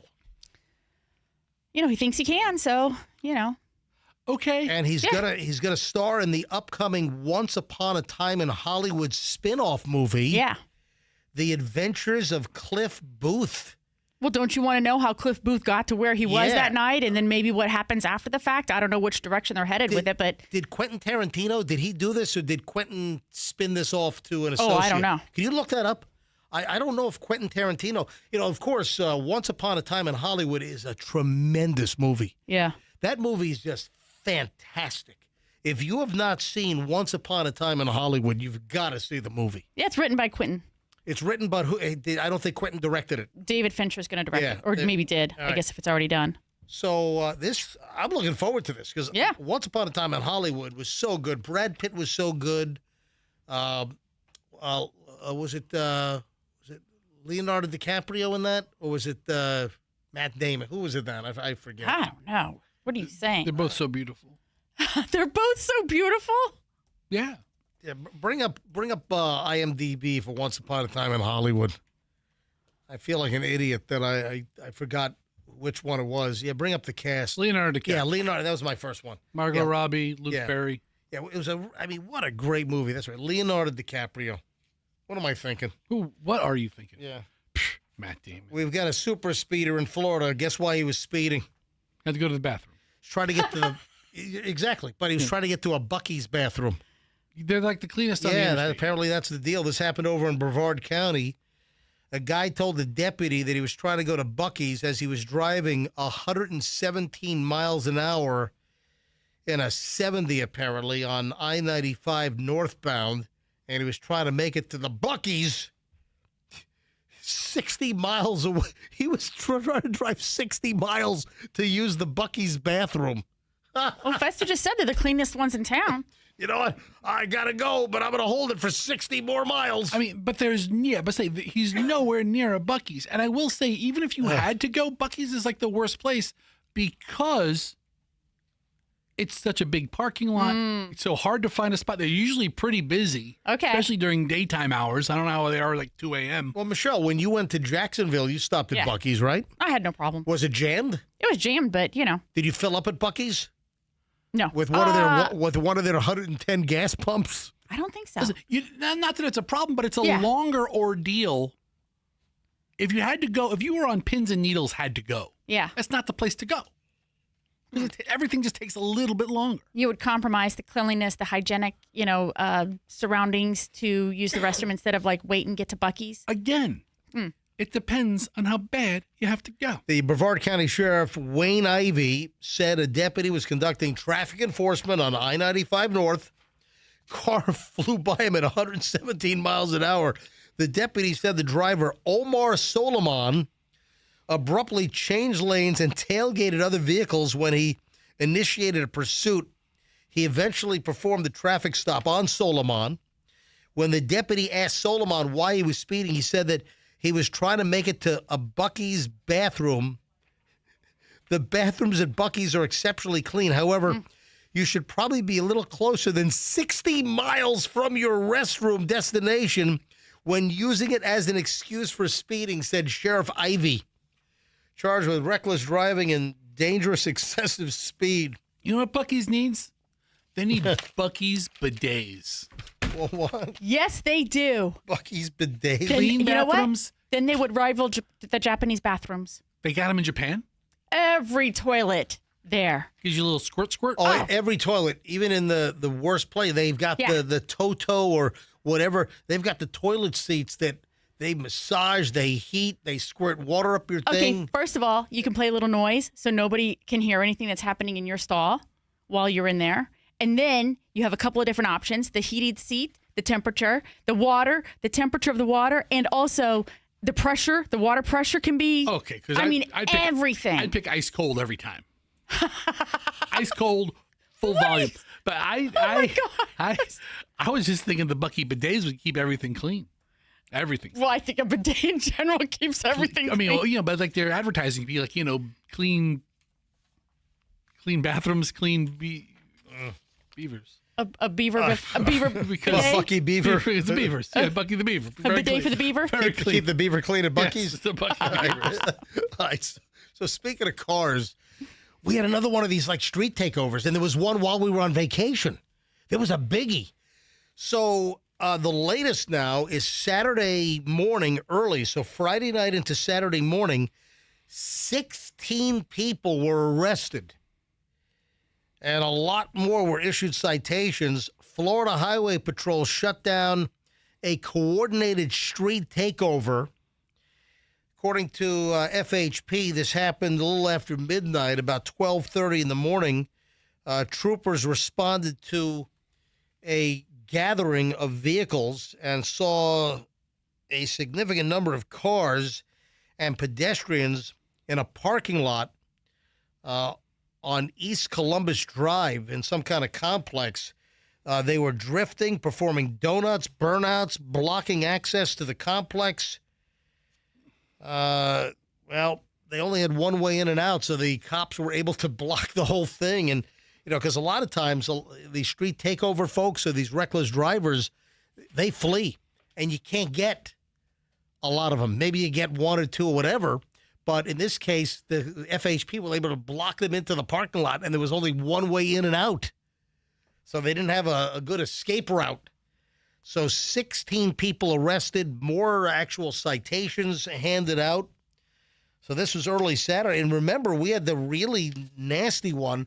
Remember, 100 cars. And they only got, a couple of folks in that one. 100+ cars. Remember, they blocked I-75.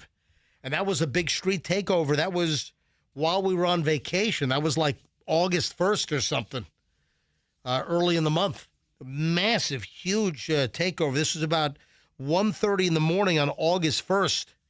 And this was near mile marker 266 and they shut down I-75. I mean, this was a big deal. Where is that? Where's mile marker 266? You have any idea? Yeah. Okay, where? 266. Mile marker 266. Is Brandon. Okay.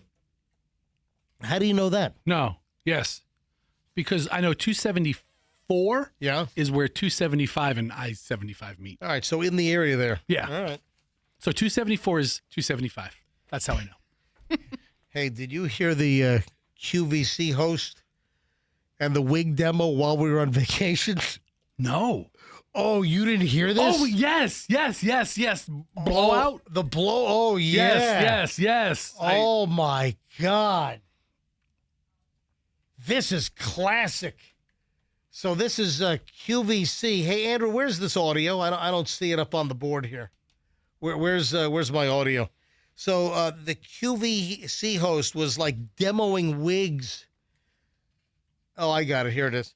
So, Michelle, you haven't heard this yet, have you? I have not. All right, listen to this. So I love to show the texture and this wave pattern. Again, it looks like you went and got a blowjob at your blowout at your salon. All right, so here's what's happening today. We're having a huge beauty sale. Everything ships to you for free, but that goes away at the end of the day. I will remind you that this is a one-time only price. So the lady that said that, her back was to the camera. She's showing the back of the wig. And after she misspoke and said the BJ thing instead of blowout, she then like sinks down. She's like, ooh. And I'm doing it on MJ TV. She like just ducks out of frame. And then the whole crew, they're trying to, keep it all together. So I love to show the texture and this wave pattern. Again, it looks like you went and got a blowjob at your blowout. She's trying to say a blowout. Yeah. And she said, you got a blowout, all right. Said, Michelle, any thoughts on that? I'm speechless. I mean, is that hysterical? I mean, come on. Did that really just come out of her mouth? It did. Accidentally. And listen, without everything Came having out of her mouth. With a proper definition on every word these days, she technically is correct. Technically, she's correct. Yeah, no I mean, doubt about it. She's a hair professional. She knows. That's funny. Man, I've got so much stuff we didn't get to. It's just been I didn't get to all the Japan stories. Tomorrow, Michelle, don't forget the gifts. Yeah, I won't. We brought gifts back from Japan for a select few. Andrew's frantically over here waving at you. I know, because he wants me to shut things down. Right. He wants to end the show right now so we don't go too late. Yes. Listen, I think it was a pretty good show back after 2 weeks of vacation. All right, thanks for listening, folks. I do appreciate it. So we'll see you back here tomorrow. I don't even need to do prep today. I've got so much stuff that's important that's left over. All right, have a great one, folks. We'll see you back here tomorrow. MJ Morning Show on Q105, 104.7 FM. And let's be careful out there.